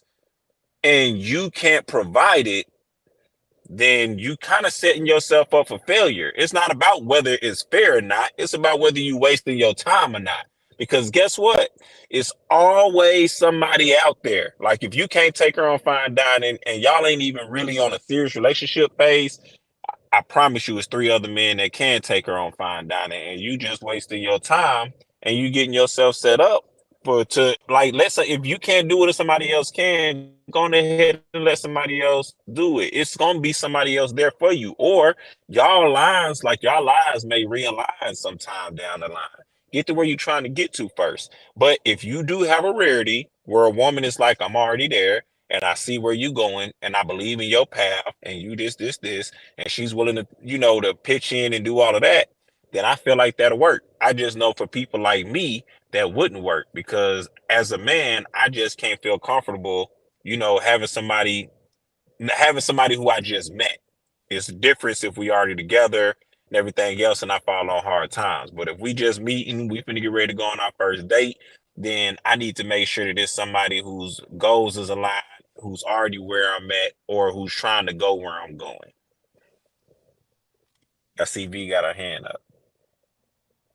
Yes. So I wanted to do two things. I wanted to talk about what a good first date is and the purpose of it. And then I wanted to talk about equally yoked because Elisa put that in her comment. And I appreciate her saying that. So a good first date, no matter where you go, should consist of both people being semi-comfortable because, it's the first date. Both of you all are not going to be comfortable because there are going to be a certain amount of nerves there. But it should be a place. We like to go to the movies, but that actually is not a good first date because it should be a talking type situation. You should be getting to know that person more than on the phone because you're able to watch them while they're speaking. You're able to see their responses to things. I think dinner is also a good thing because you're able to watch them interact with wait staff. You get to see them say thank you or how polite they are. That's important to me. I don't know if it's important to everybody else, but it's good to be able to watch that. You want to be able to say at the end of the day, okay, I would like to see this person again, not based on how they look, but based on their behavior and what you talked about. There should not be dead space. There should not be where y'all just sitting there looking at each other. There should be talking. You should be talking about things. You should be finding out what y'all have in common. You should be finding out who's interested in what and who would be interested in getting to the other person's interest. There should be consistent conversation between the two. So that is a good first date, making sure that you're someplace where you all can have a conversation is productive, and then you being able to decide at the end of the day whether or not you would be able to continue. Now, Elisa put, honestly, I don't want a man that's not equally yoked with me. So let me explain equally yoked. Prior to right now, we have all been taught, or most of us have been taught, that equally yoked, well, it's been said a bunch of different things. So before it was like white people taught their kids that equally yoked is you can't be with people that are of another race. And then in church, it's been taught that you can't be with people who not saved. And it's also been taught that you can't be with somebody that's not on the same level with you. So being yoked together is literally two cows that have a contraption around their neck and they're hooked to one another, right? So they have to be going in the same direction. So being equally yoked with somebody is y'all are going in the same direction, whether that be in raising children, in business, or in life in general, y'all are going in the same direction. It doesn't really matter who's making what, but y'all are still going in the same direction. Y'all are moving together. That is being equally yoked. So when you use that term, you have to make sure that you're using it correctly and you have the mindset that you see the two cows within the net thing where they're being held together by the neck, and one can't go this way and one can't go this way. They have to move together. It's normally not cows, it's yaks. But cows, oxen. yaks. It's usually any bovine creature. Thank Usually, you. it's usually yaks, because yaks is what they use to plow fields, and they use the thing around their necks. It's called yoking. You're being real disagreeable tonight, but it's okay. No, I looked up equally yoked as you were explaining. I looked up equally yoked. I just wanted to specify that it's not cows. It's usually yaks. I don't think a lot of people know what yaks are, but okay. They're bovine. But I can't agree. I can't agree with the whole we equally yoked if we just going in the same direction. But I don't agree with that one. But the thing is, what Miss B was saying, so far as going in the same direction, that's what equally yoked means, and that's the definition for you being equally yoked is going in the same direction, and it goes back to two chickens with the same exact yolk in the egg. They're not considered twins. They're considered equally yoked. Like if you've ever cracked the egg and it had two yolks inside, they're equally yoked because technically they're the same and they grew up together and they're going in the same direction so far as where their life is going DNA wise. Okay, but they don't look at it. I get that. I don't agree with how it's been transferred over to a relationship, because I'm sorry, if we using football and I'm at the 90-yard line and you at the 10-yard line, then I'm sorry, we ain't equally yoked, because if I keep going at my same rate of speed and you keep going at your same rate of speed, we'll never be on the same page. One of us is going to have to slow down for the other person to catch up. So at that point, then we're not equally yoked. But y'all are both headed toward a win, though. Y'all are both headed toward a win.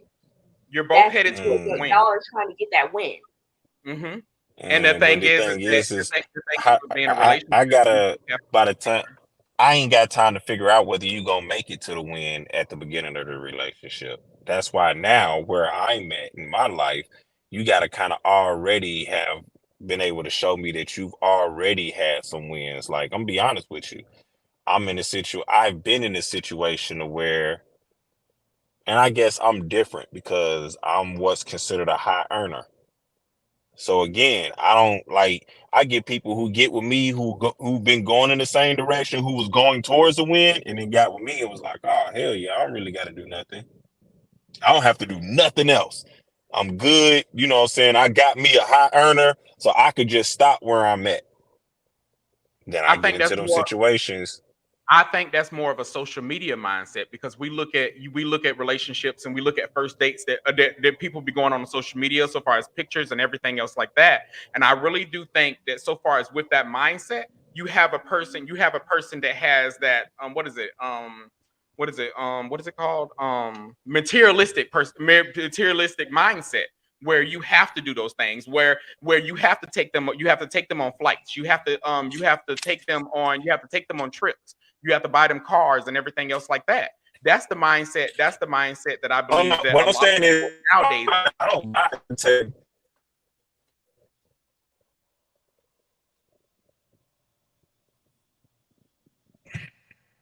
Yeah, but I think that's the mindset that a lot of people nowadays are stuck in, is that social media and where those things so far as what you see other people are doing. And I mean, that's pretty much it. But pretty much to move on to our next little thing, because we've been going on and on about these small things. But yes, when is the correct time to tell your homies or your friends or your girls or whoever, this is who I'm talking to? When is the correct time? Because with me, I'm just saying, with my current marriage, I didn't tell nobody I was talking to him. And we were talking for like 15, 19 months before we actually met in person. I didn't tell nobody. And even when we met in person, nobody knew who he was. Double Dose, don't be looking like that, because you was like, who is that? What? Who is this person? And you thought I was making people up for a while. No, that was the first marriage. That was the first one I thought you was making up, because every time you would talk about the first one, I was like, yeah, I ain't seen what this person looked like. And it wasn't until he talked on the phone. And remember, I told him, I was like, yeah, I still don't think you're a real person, because he could have paid somebody $5 to just answer the phone. So yeah. That's just how y'all don't know how private Chucky is. I don't. Yeah. That's just how private Oh, he is. trust Like me, I fully agree with his privacy because that's how private I am. Like I am extremely private. I'm not really like that. And honestly, I actually made a joke last time, but and even though I was being extreme, it was a testament to my level of privacy. Like when y'all were talking about meeting the family and everything else, I had made a comment on y'all channel last week that was like she'll meet the family at the wedding.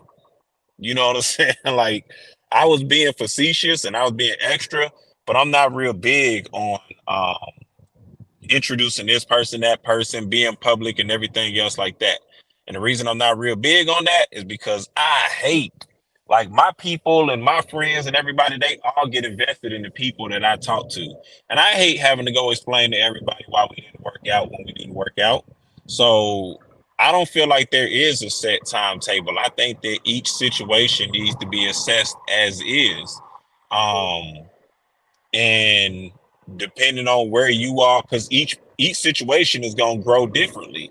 There are some people that I've been like, hey, it took me a year to be able to even acknowledge that I truly am okay with letting people know I'm talking to this person. But that's because they showed me they showed me some red flags, well, yellow flags, let's not say red flags. It was like one of those things that make my antennas go up, but it wasn't enough for me to be like, that's a deal breaker. But it also wasn't enough for me to be like, I'm 100% invested. And you got some people that just show me all green flags where I'm be like, oh shit, I'm liking it here. I'm feeling this, so I move faster with them. So there isn't really no set time. Once I feel comfortable to let other people know, then I let them know. It could be a month, it could be 6 months, it could be a year. It just really depends because I really am private about what I have going on. Especially in my position. I told last week, I said the last person that met my people, that was an accident. That was mainly because I made a mistake with planning certain things. Like they was never supposed to meet my sister. They was never supposed to meet none. They weren't supposed to meet nobody really, because I don't like to bring people around. I don't like to bring anybody that I'm screwing around my family, because 9 times out of 10, we just fucking, that's it. Like that's all this is ever gonna be. Because I don't want you to get attached to nobody and then all that other stuff. I just, yeah. Mm-mm. But the only person, like anybody I'd be okay to talk to is Chucky, because like this is my rule, because especially it was don't all ain't no all okay ain't no all because this is my rule of thumb, because because I'm a heterosexual woman and I date straight men. I get a lot of men who do not like Question. who what? I said questionably straight. Questionably straight, yes, this is true. They do not like gay. They're not big on like, gay people. And obviously Chucky is my best friend and he's a gay man. So I have a problem with somebody who, I'm not saying you got to be all over him, be buddy buddy or nothing like that, but you got to be tolerant. You got to be tolerating. You got to be at least be able to tolerant. That's the word I was trying to say. Like that, you got to be at least, let's get there. His personality, well, either you're gonna love him or hate him because of his personality. That's gonna be there. But I don't need you, saying, homophobic slurs and things like that and think I'm not I gonna check feel your like ass. anybody that would date you and then have an issue with Jay just because he gay, like dick anyway. So that's just, it is what it My is. point They just exactly. don't Those be the come out those and be tell the you that. those be the ones It very well may be, but I'm just going based on, like, they may not have a problem with him as far as like his personality wise, but like they'll something will slip up and I'm like, oh, that's an interesting statement. Why'd you say that?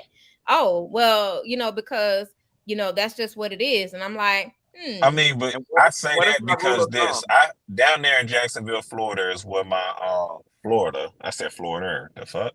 you Is Florida, where my biological mother lives.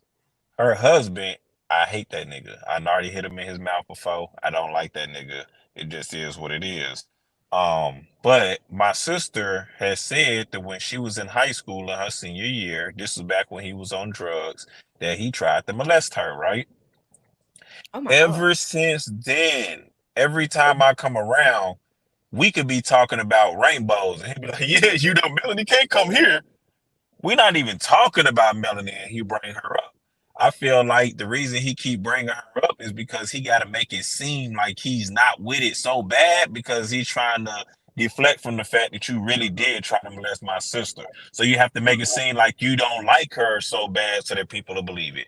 So I feel like people who come around gay people and be like, act like that or act like they don't like them that much is because a part of them is gay and they have to psych themselves up to believe that they really ain't gay or that And that's why I none say part of them is gay. and that's why I say it very well may be true, but that's my rule of thumb. That is my rule. That is what it is, because I'm not, because you know, obviously his child is my godchild. So what you're not gonna do is say anything inappropriate around her, because she gonna take it back to her daddy. Either way it goes, she gonna take it back to her daddy. But before she get to him, hold on, wait a minute. Before she take it to him, she's gonna bring it to me, and I'm gonna have a problem with you saying something in front of her. So, and I'm not gonna stop her from coming around me. I'll stop you before I stop a dude come around me, before I stop her come around me. So I'm not, but that's always my rule, because I don't, and Chucky is not the only, gay person I hang around. I have a gay brother, or bi, whatever he is. And he questionable too. He just a big ass question mark. But it's him. I have other friends. I have other loved ones that are in that community. Shut up, Kay. That are in that community as well. Because and I don't need you to be uncomfortable or embarrass me around them, because I hate that. I hate one thing. I hate feeling embarrassed. I hate that feeling of being embarrassed. So I hate that above anything.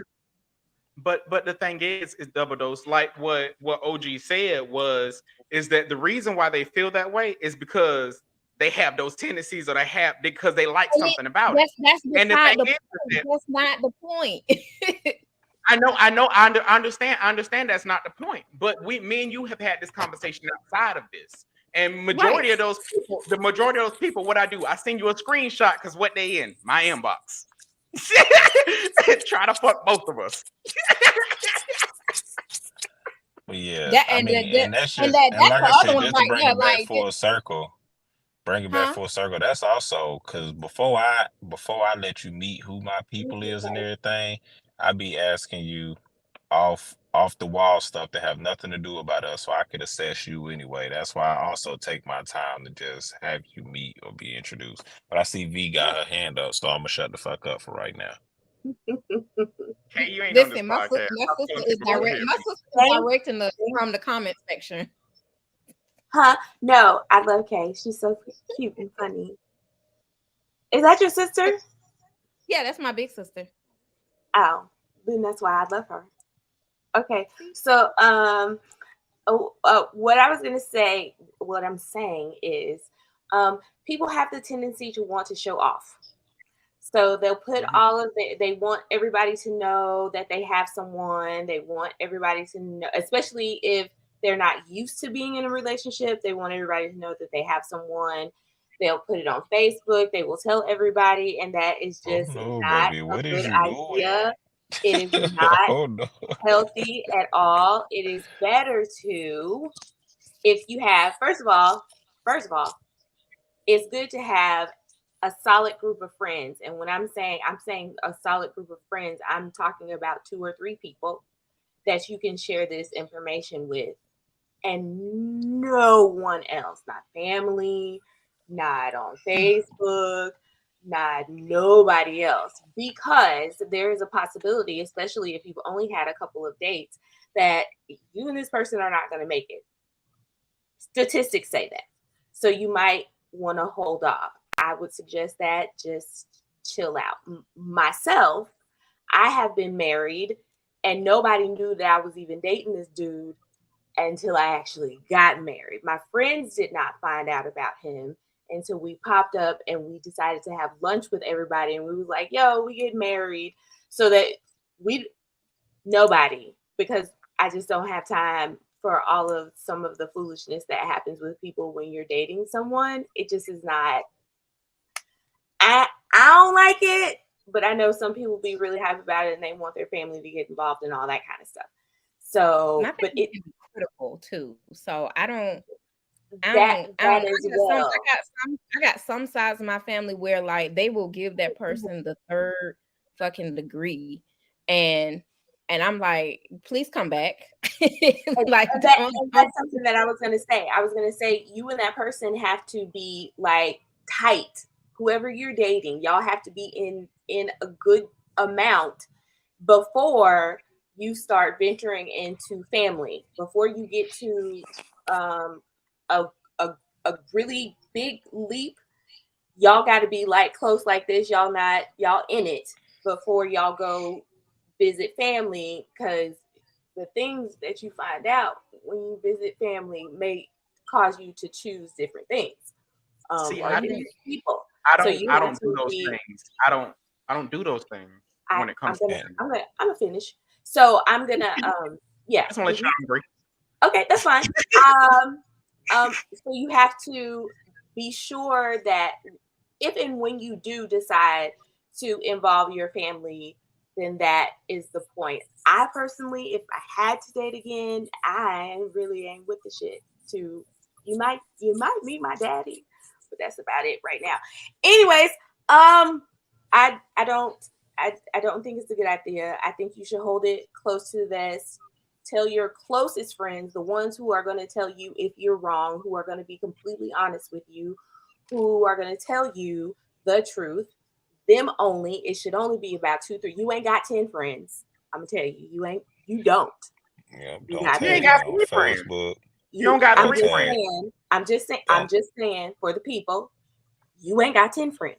You don't. Tag me on Facebook. Don't post me in your stories. Hold that close to your vest until there's actually it's serious. It should be a surprise for everyone. People should be like, oh, I didn't even know. Exactly.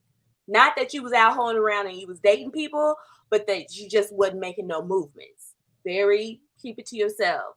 Move silently. People should not know, because you want to actually build something with this person that's solid without other people getting involved and putting their mouths on it or putting their foolishness in it.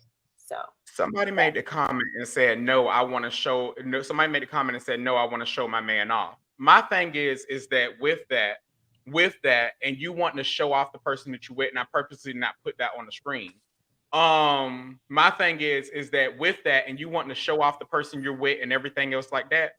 My thing is that my reasons why I believe not to do that is honestly because sometimes you may have that one person you may think that's your friend, but really they just want to fuck the person that you with. They want to be you. Mm-hmm. Or cousin.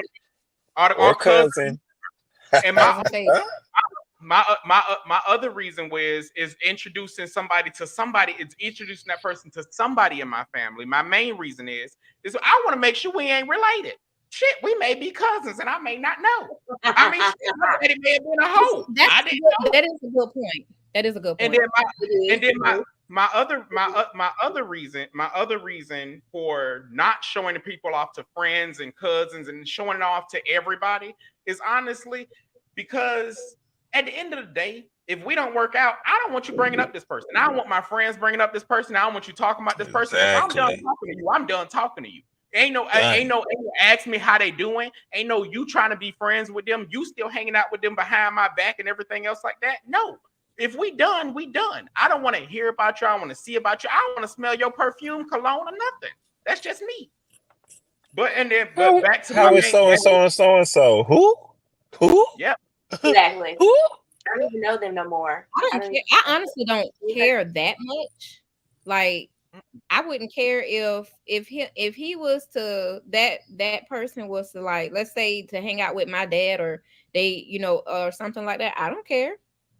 And my daddy, y'all, Chuck, you know my daddy. My daddy is so petty. He'll sit there and talk about me the entire time to him, and showing pictures like, see this her right here. You miss her, don't you?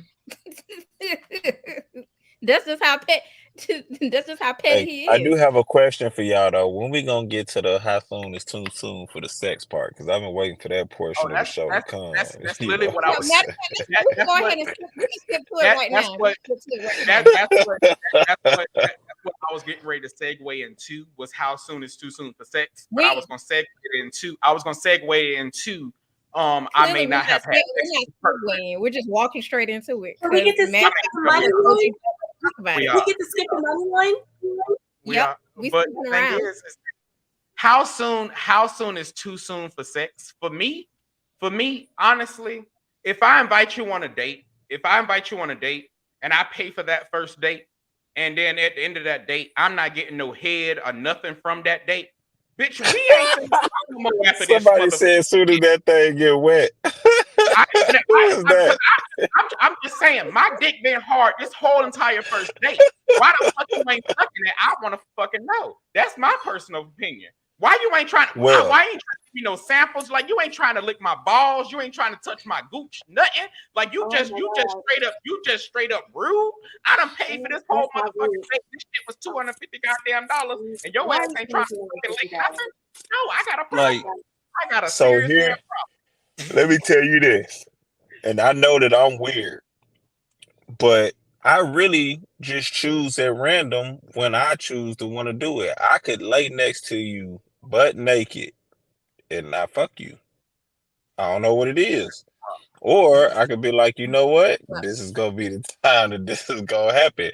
But ain't nobody putting no timetable on me if they ain't the person who I'm fucking. Like, nobody should be, there is no set timetable. There's been times where before we even went on a date, I ended up, fucking somebody, like, and then because of that experience, I just was like, you know what, we can't even get to a date. So there ain't no timetable on that. Man, look, it wasn't even just all that it was bad. They really tried to, like, real deal play me. Like, I was fucking with them, we was having sex, and then the motherfucker tried to pull the condom off. I kicked that motherfucker out the house. You got to go. You got to roll. I don't know. I don't even, like, we ain't even at the, you trying to rape me. Like, I don't know. That shit suspect to me, you trying to pull the condom off. Sorry, buddy. I can't really say for, like, it just, for me, it depends. And I because it just depends. Go ahead and try to be cute and coy. Go ahead and try to be cute and coy on here. This called shit talk. Go ahead. Try to be cute and coy because I'm going to put y'all all out there. I'm just, okay. All right. So I'm going to be honest, because there have been times where I don't have sex on the first date. I don't. And then there have been times I have just specifically hopped online. It's like, you know what? I feel like fucking some random person tonight. Let's do it. And that's it just depends for me. But if we're going on a date, or the point is to go on a date, like my big sister said, depends on how wet if it's wet and you got a good talk game going and she's stirring around, like, okay, you might have a chance after we leave Panera. Like, you just don't know. Yeah, it's like meow. Like, hold on, because it's like we know it's some men that got that talk game, and along with the voice too. It's like, oh my God, sir, you 5'1", but god damn, like your voice is 6'5". It's a whole more like, woo, hot damn. Wait a minute, let's, I ain't gonna lie, I done did it in the car before too. So, but I'm just, it's just it just depends. But everybody, if you got it, you got it. Everybody don't have it. So point exactly. There we go. It just depends. But I can guarantee you, I'm not touching that ticket when it comes to the table. I don't do that. That I can promise.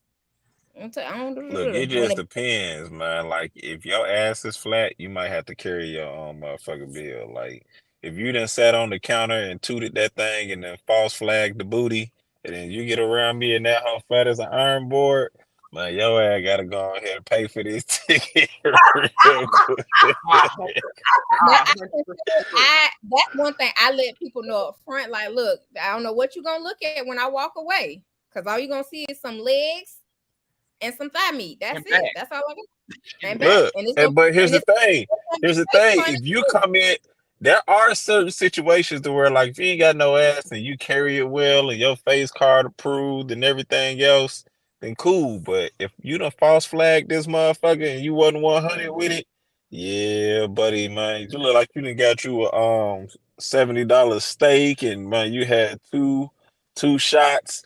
Hey, look, I don't even drink. Why the fuck? You know what I'm saying? Like, I get real uninterested real quick because one thing I've noticed, and I know this is kind of off topic, but women who are confident with not having no ass, like they a vibe. They a vibe. I don't know what it is, but they just be a vibe, and they be funny as hell. Like they'll make a joke about not having no ass. They got a they done laugh their ass off. They done laugh their ass off. Literally, we got. But them people who just be like, don't sit up there and false flag it though. Like I real deal had somebody who like all they did was take counter pics, but now that was when I learned what they do with the counter pics is it pushes all the ass above the counter and makes it look like you got the illusion of some ass. So I was like, oh hell yeah, she thick as hell. So that was one of the reasons for me meeting her, just for me to be like, what the fuck? Like that shit that they had. What's that nigga Dr. Umar? What happened to the original plot of the story? Like, hell no, what the fuck? But that's the reason why I don't do ass bend over things. I've realized everything's round when it's bent the fuck over. You can be it can look like an ass when you got to put it up on something. And the other thing is that not with you, OG, because you don't know this, wingman. But you don't know this. But a lot of people put their dicks next to stuff that's small. Oh wow. But these are a lot of things that people do. Oh wow. Yeah. You want to put your dick next to a Roku remote, baby? That ain't it. They AAA battery the shit out of motherfuckers, huh? Mm-hmm. Woo. I wouldn't know about that one though. They hold it so tight, but they hold it so tight at the base to where, and they angle it to where it look like it's long, and it's like I can tell that bitch. I will say this though, and I'm speaking on men and women. One thing that I think is a no-no though is don't be too thirsty for the sex. Yep. Like you talk say that about more it. You say that more for the men because that's the problem I've run into where it's like they be too thirsty for it. Like, damn, bro. Like I be seeing some of the comments that motherfuckers. So I used to talk to a motherfucker, right? And the person who I talked to, I used to just see all the inboxes niggas would just send her. And they'd be like, yeah, I can do you better than him. I can fuck you better than him. Yeah, you should fuck with me because I got this. And yeah, I fuck you real good. I'm like, damn, like, they don't come in and try to be like, you should be a little better than me because I can help you with your kids, or I could be a good father figure, or I could be, they just be like, I can fuck you better. I'll be like, damn, niggas out here really be like pushing the sex part. And that shit to me, like, you just, and I've had females. There's a female that's probably looking at this podcast right now. Her name, I don't remember. But she thirsty as hell for the dick. Like, all she do is just be like, hey, can I come fuck? Hey, can I come fuck? Hey, can I come fuck? Hey, can I come fuck? Bitch, no. God damn. If you are watching, it's nice to meet you. It's nice to meet you if you are watching. Hi. If she is watching, rest in peace, please. Hey, some people like it. Some people like it. Ain't nothing wrong with a golden shower as long as they drink a lot of water. And the thing is if she watching, she the one person that'll be like, as long as it's your piss, like, bitch, you need help. Matter of fact, we got Miss V on the line for you. She does offer therapy services. I don't know if she does. I highly recommend. I highly recommend if you are watching this motherfucker that you definitely hit her up. I got a question. Any therapy would be good for that. We may have I got a question because OG, you on here tonight, and honestly, you single and you're a man, and this is just an honest question. because it seems like nobody knows exactly how to do this or how to embark this situation. When is the right time to ask somebody for money? Like, rather if you need help with a bill, rather y'all been hanging out all the time and everything else like that. When is the right time to ask somebody for money? I'm gonna be as blunt as I can.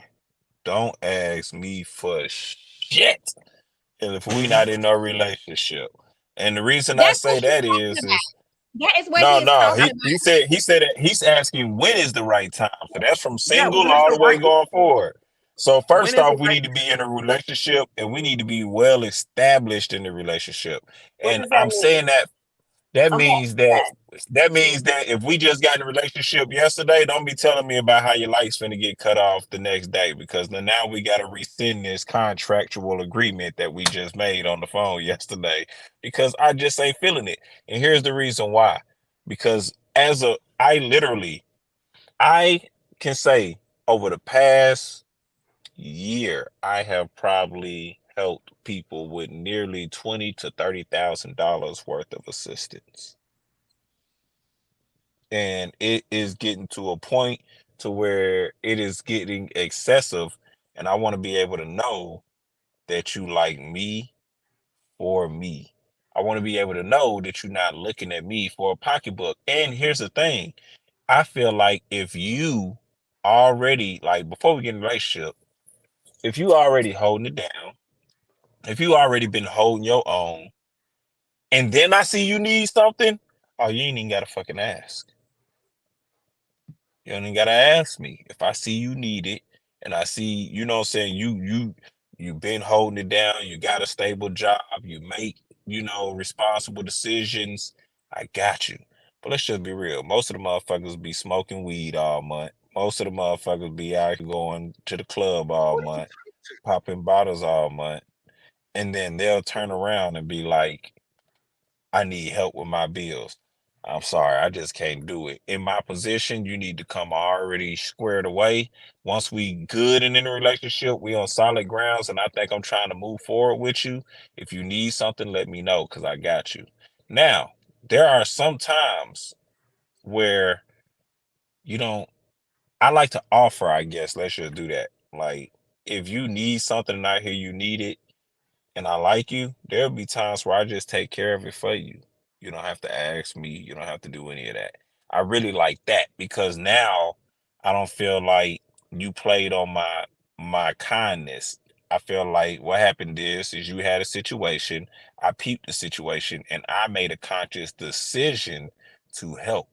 That makes me feel a lot better, because now I made a decision. It ain't something you asked me for.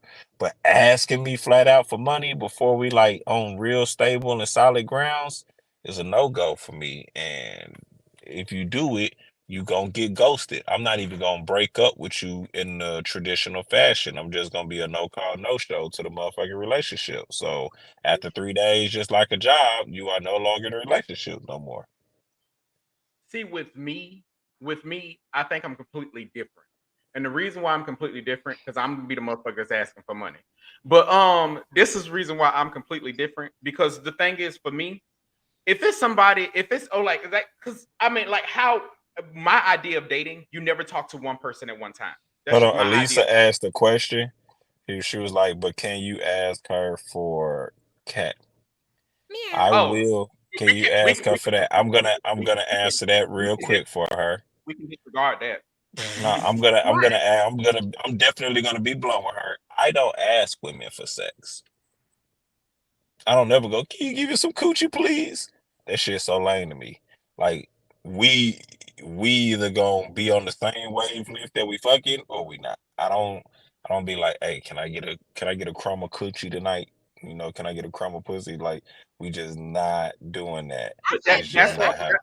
I had to ask for it in my last relationship. Like, that's why I said I'm gonna disregard that. And the reason why I said I'm gonna disregard that question, only reason is because if you're in a relationship, I don't understand the whole point of you going to that person asking. That's just my own personal opinion.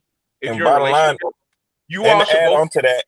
add on to what you just said. I'm sorry, I forgot to add this. I don't believe in prostitution. So just because we fucking me, you get to ask me for money, that's prostitution, man. Go ahead, take this little 40 and don't call me tomorrow. Or the day after that. I don't support prostitution. I feel like it should be legalized. So that's number one. So I support sex workers. But the thing is that for me, what I was saying is that if you're talking to somebody, because my idea of dating is just you talking to more than one person at a time. It sounds like somebody scratching their ass. I don't know what's going on. Sorry. So that was me scratching my head. I had 13 staples in my head, so I was saying to scratch my head. I'm sorry. Oh, what I was saying is that you gotta think how it sounds on this side. He talking about something about scratching their ass. I thought it was grasshoppers outside.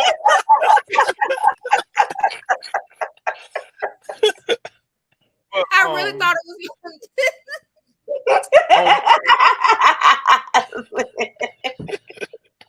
On what I personally believe, I'm trying to get my statement so I don't forget it. What I personally believe is that I believe the idea of dating is that you talk to more than one person at a time. That's just my own personal opinion. I don't believe the idea of dating is I'm just talking to one person, because the thing is that the only way you really know you like somebody is if you have variety. It's the same thing with things when you buy chips in the stores, a variety pack. Like I'm not just gonna go in and just pick out Doritos, and I know I like Fritos and I like everything else and I like Funyuns and everything else. This is my personal opinion. But my thing is that if that person calls you every day to see how you doing, that person's checking on you to see how you doing, everything else like that, they care. They care to a certain they care to a certain extent. This is how they is. And the thing is that if I'm struggling, you should know. You should know that, hey, I may need a little funky 40. I mean, I may need that little funky little 40. That little funky little 40 may help. You know what? You know what's funny? When you say that, and I do want to answer Lisa's question because it kind of ties into the do's and don'ts relationship. But I'm gonna say something to you first. It's funny because like I love my brother, and I never asked this nigga for money, right? And one time I needed money. And I guess this is kind of the thing that I've adopted.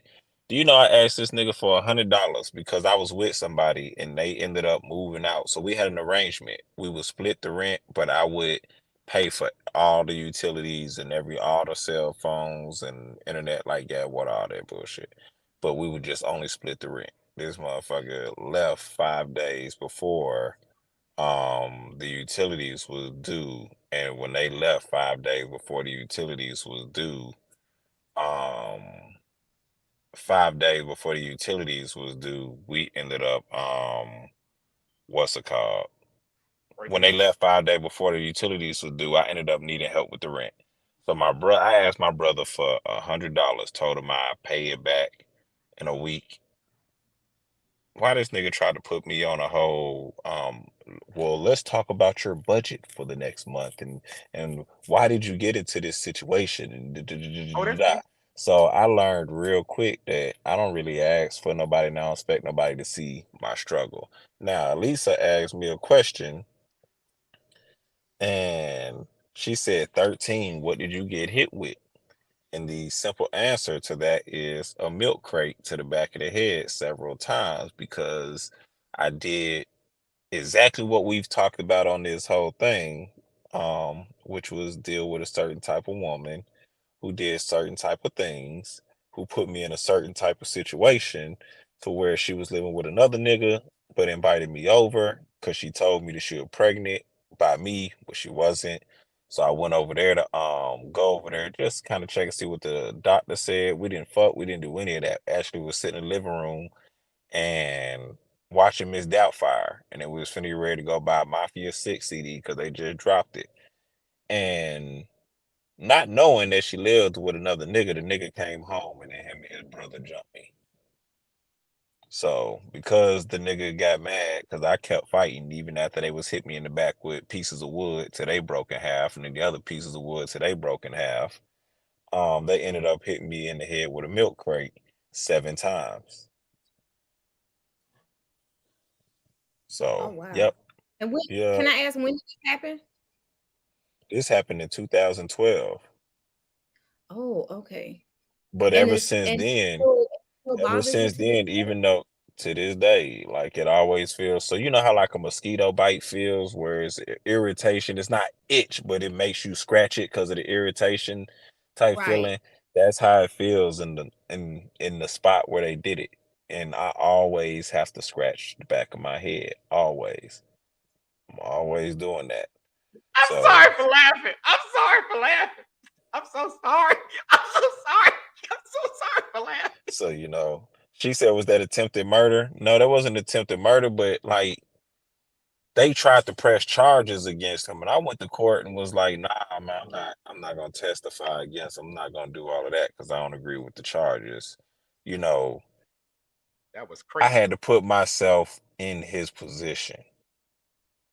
I know he couldn't put himself in my position because at the end of the day, he had a house and it was a nigga in his house. The nigga was in my house, I would have went on ahead and shot him. So I kind of understand.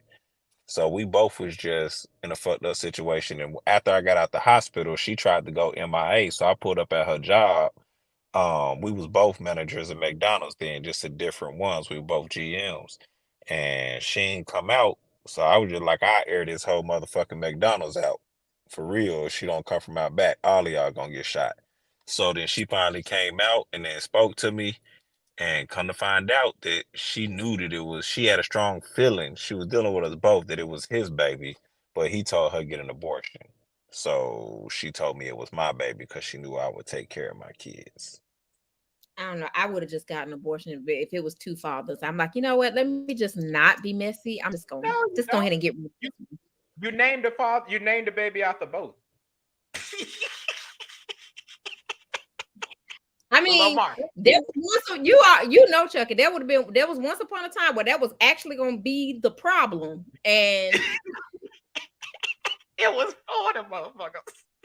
It wasn't for it was at least 3. It was at least 3. But thank God the test came negative. I was like, whoa. What happened to our therapist? Huh? I said, what happened to our therapist? She probably figured it's too much between the 3 of us. So probably did. But nah. My own personal opinion. Can we boot commenters off because I'm tired of Lisa K commenting about I remember. You don't remember shit. I my own personal opinion is when it comes to asking somebody for money and there's somebody that you fucking and somebody you fucking on the regular and y'all fucking on the regular, y'all ain't just talking and that person call you every day and everything else like that. I believe that you should honestly you should be able to ask that person for help if you need help. If you all are doing this on the regular, I mean, you should be able to ask that person for help. I mean, that's my own personal opinion. It's not that I was like, I'm just gonna speak on me. It's not that I was never able to ask any of these people for money. I'm not comfortable with asking them. That's my problem. I'm not comfortable with asking because, like, I look at it like, okay, you should, and maybe this is because of my first relationship. I don't know. He kind of call it what you want, but he kind of fucked me up this way a little bit because, like, literally, he would just give me money. Just, I don't call it hush money, whatever money. I don't give a fuck what you called it. Every week, I had money hit my hand every week. I had access to, and it wasn't just him. It was another guy I was dating too. This dude literally gave me my own debit card from his account. Like, this was my card and his key. So, like, I'm not used to asking because I feel like even with the last person I was dating, I had to ask him for money. I wasn't comfortable. I was in a situation. I was in a situation where I had no choice but to ask because Chucky, so I had to ask. I just was not comfortable with asking, and just the idea like him not randomly giving me money on different days or whatever, I was like, okay, I guess, but that's just not what I'm used to. I'm seriously used to somebody just giving me money at random times, whether it's $20, whether it's 40, 50, 60, or 100. The most I had in one time was was like 300 in one setting, and then there was another time where I had one guy, I didn't have to tell him anything. He was just paying my rent. So I'm like, okay, that's just what I'm used to. I'm not comfortable with asking. Like, and that goes back to what I was saying earlier, right? Like, what did that you goes say? I'm back sorry. to dating. No, earlier, like dating in your tax bracket. Like, I hate it when people come and they date people. Like, you already used to what you used to, right? So you have, you know what I'm saying, you've been spoiled before. You've had men that came in, at least financially, and took care of business. I think it's wild for a man to come in after that and then be like, oh, well, just because that's what the other niggas did don't mean that's what I'm going to do. And yada, yada, yada, yada, and kind of look down or scoff at that. Like, nah, bro, if you can't do it, understandable. You just need to go find somebody else who ain't used to it or doesn't have that. With your tax bracket you're currently in, how do you find somebody to date in your tax bracket when you work literally all the time? How do you find somebody to date in your tax bracket? Okay. Well, originally, what I would say was, hold on, let me tell my son to turn this sugar honey iced tea down. Hey, bro, turn that down. I don't care what you was trying to do. Anywho. How do you date somebody in your tax bracket? One of the things that I used to do is, for a long time, I was like, if you don't make at least X amount of dollars, you can't even, like, we can't rock. Like, for a good little while, I had it to where you had to make at least $90,000 a year for us to be able to have anything going. In this day and age, who makes that? A lot of people. A lot of women make it. A lot of women make it. That's the craziest part. I didn't know until I got to this tax bracket that there were so many women in this tax bracket or above. They just ain't. See, here's the thing. That's what one thing I could say that I feel like men could learn from women is discernment and discretion. Because yes, you do got your ratchet women that do get out there and brag about what they got, posted everywhere, blah blah blah blah blah blah blah blah blah. But most women that make that much money don't post that they make that much money. They don't, you're not bragging about it. You won't know until one day you just see them at one of your 6-figure, events where it's other people around who are high earners, and you see them and be like, "Man, what you doing here?" And that's when you find out they make money. Whereas most niggas, when they make money, they feel the need to have to brag about it.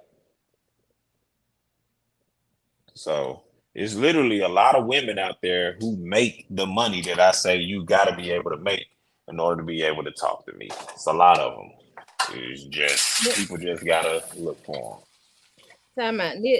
Our account we had from our surprise guest that we had last week. Don't do me like that. I wasn't expecting that man to give me my own debit card to his account. I didn't ask for it.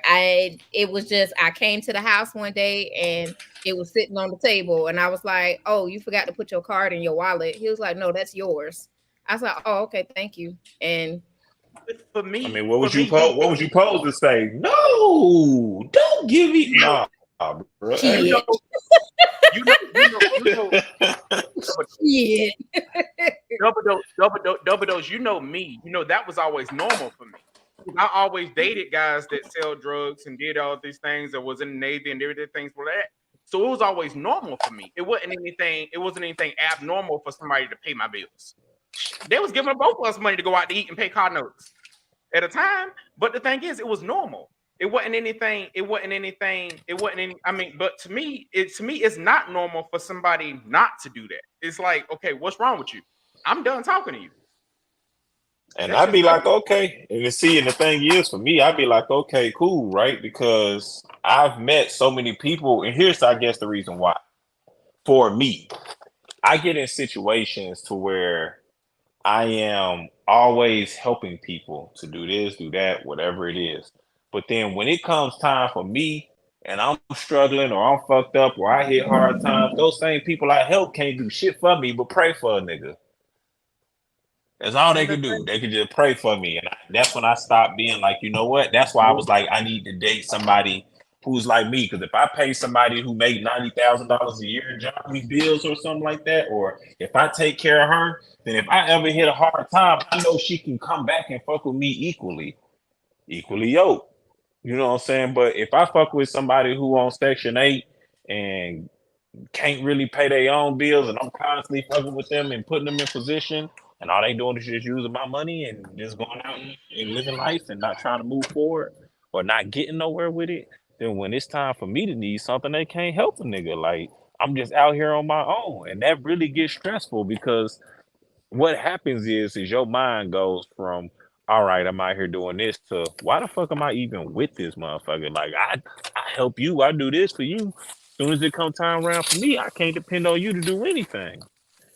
But that's my thing is that's with friends or anybody. I mean, you can't help somebody that can't equal. No, I don't expect my friends to really be in a position to help me now because I'm not, like y'all said, if we fucking and we checking on each other on the regular, we doing all of that, it's a little bit more expectation on that person than it is somebody who just my friend.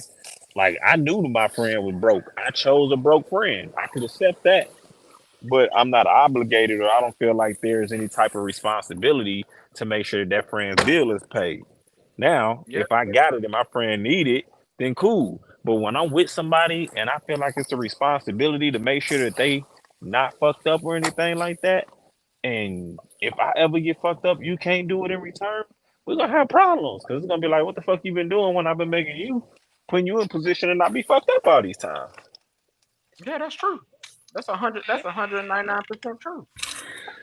And that's the situation I have always found myself in, is that and my brother actually had to tell me, he was like, bro, you just got to realize you always date women or people that need you.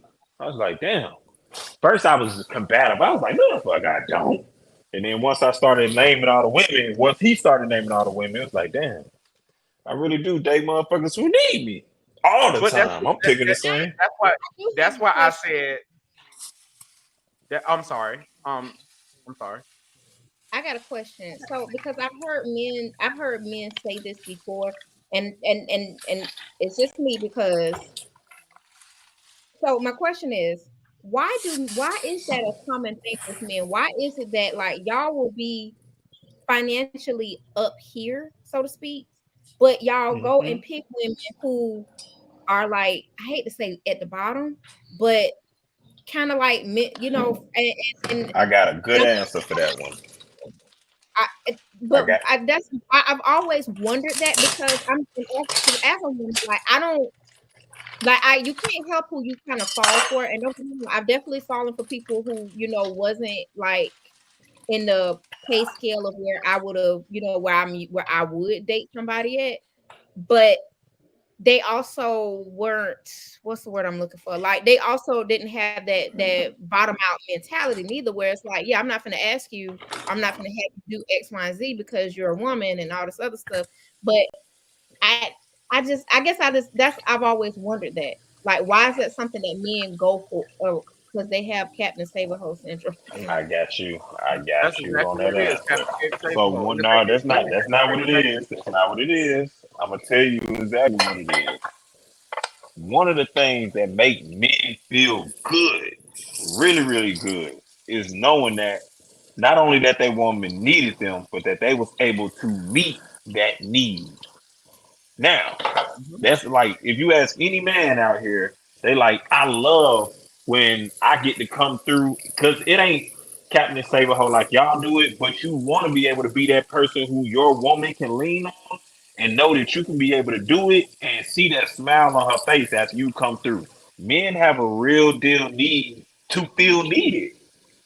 Now, is it easier to feel needed for somebody who got the same amount or more money than you and got their finances already together? Or is it easier to get that fulfillment from somebody who on Section 8 and them feeling needed, or them feeling like you fulfilled them, and buying them cigarettes and getting them 2 grams of weed and making sure their internet bill get paid because they rent free every goddamn month? And that's what I realized. Like, I had the desire to feel needed by people, and I felt like the one way I could prove my worth was whenever they was in hard times, being able to come through and being able to pull them out them hard times. Well, the thing is I realized the reason I kept finding women that was in lower tax bracket is because most women that have already gotten 70,000, 80,000, 90,000 year jobs got there because they learned how to budget their stuff. They got their life and shit together. They already got their sugar honey iced tea together. You're an additive. You're not really needed. So just know you can always be replaced in those people's lives if you don't keep everything else 100%. Now, there's other men who do it for control. There are men who go out there and be like, hey, you need me. I don't need you. I paid your bill, yada, yada, yada. So they choose to pick those kind of women because they know that they can control those kind of women. They put them in situations to where if they remove themselves from the situation, then they're not going to be able to, they're not going to be able to function because they whole survival dependent on, is dependent on that man. That's the only thing they really got. But I know for me, I used to want to feel needed and everything else like that. So I always found myself in situations with people who need niggas. And that just so happened to be the motherfuckers who really ain't got shit going. And that sucks. Okay. Well, hold on before we move on or do anything else like that. Y'all, we are way over our time tonight. So we're gonna have to make a part. But that's the good thing about this being a dating series. So we might have to continue this on our next episode because it's way past my bedtime. I had to step away so I could go get connected to my device. So like I couldn't sit up with y'all cowboys no more. So but there's no problem because I'm finna get ready to cook. What you finna cook? You finna make some chicken wings? Nah, I'm finna make some fish outside of the chicken wing place. He'll make chicken wings outside of Dream. Yes, he owns Dream Wings in Clarksville, Tennessee. I'm trying to get him open up more locations across the U.S. Even if I have to put my name on it, we gonna open up more locations. We opening up more locations. We opening up more locations for sure. We just real specific about where we open up. Florida is definitely a top look, and we actually are looking to go to Jacksonville, Florida. Because I got enough people down there. I have enough family to where I can go I know that they'll make sure my business is running right while I'm gone. So I'm going to have that family check up on things while I'm gone. Since I'm going to be in Tennessee, I'm not staying in Jacksonville. That shit, I might as well go back to Memphis if I'm going to stay in Jacksonville. So I ain't staying there. It's just one of those things. But yeah, we looking at Florida, no state taxes. And being able to have that business there where I got a whole bunch of support. So yeah, we're looking there. And the buildings are cheaper. I don't know why, but the building there in Jacksonville is cheaper than a lot of the buildings here in Clarksville. And I'm willing to invest. I'm willing to invest. Mm-hmm. Them wings are good. I just want free wings. That's what I'm saying. Hey, look. We have not had any wings from you yet. You have not. Look, we gotta change that. When is she coming back up here? I'm supposed to come up there for Thanksgiving. Okay. Then you can get wings because I'm really seriously thinking about staying open on Thanksgiving. Oh, that'd be cool because I don't do Thanksgiving food, so that'd be great. And then if y'all can fry some turkeys too, that'd be awesome. Oh yeah, I ain't frying no turkeys. That's too much. That's too much because the Popeyes do it, but Popeyes what they do is they fry their turkeys in advance and put them in warmers, and they do that. We don't do none of our food in advance. Like we don't hot hold our food, so all the food is made to order. Yes, even cookies. On my birthday tomorrow, cookies. I still want my cookie cake tomorrow. I know y'all closed, but I want my cookie cake tomorrow, and there needed to be chocolate chip with one sugar cookie in the middle. Girl. Like, look, the boneless is made to order. So before anybody order our boneless, it's literally just chicken breasts. We literally cut them and do all of that, and then put it to order that way. Even the mozzarella sticks, we actually have strings of mozzarella cheese, and then we bread and do all of that on the mozzarella sticks ourselves. So everything is cooked to order. I love mozzarella sticks. I got to try that. So okay, but the problem is I don't eat a whole lot. My birthday, I don't my eat birthday is a lot. tomorrow. I know y'all closed, but I need my cookie cake. Okay, I'm gonna try to see if I can find a cookie ring. Birthday to Chucky, everybody. Chucky is our favorite Leo. So And Miss V. I'm turning 28 tomorrow. Oh, that's right. I don't know where Miss V went at, but you know, happy early birthday. Internet issues. Oh, okay. Well, you know. Yeah, she lost internet. Okay, But yeah, to wrap this up on this note, we're gonna follow this up with another episode next week. We're gonna keep on this dating series and everything else like that. Like I said, I believe people are dating wrong in 2023. I really do. I really do believe that people are dating wrong. And for Lisa K, you know, his ass. Talking about we don't like Leo. But yeah, I really do believe people are dating wrong, and I think people are getting relationships for the wrong reasons. So that's the reason why I want to do this series this month. And on that note, we're gonna end that because I need to go make me some bacon and eggs. That's what I want. Are we gonna have music? Alrighty. Oh yeah, we're gonna have music. I forgot all about that. Hold on. That double dose show me a lot. Then check it, show me not to move around. It's the law of the land, and you know, gotta lay it down. We talk about this, we talk about that. You send it through email, we put it on wax. When you enter this room, need to listen closely. We shit talking here, ain't no sugarcoating. So enjoy the show and embrace the moment. This is double dose and checking my homies. They got one life to live, they gon' live this shit fast. If you think this shit sweet, get the fuck.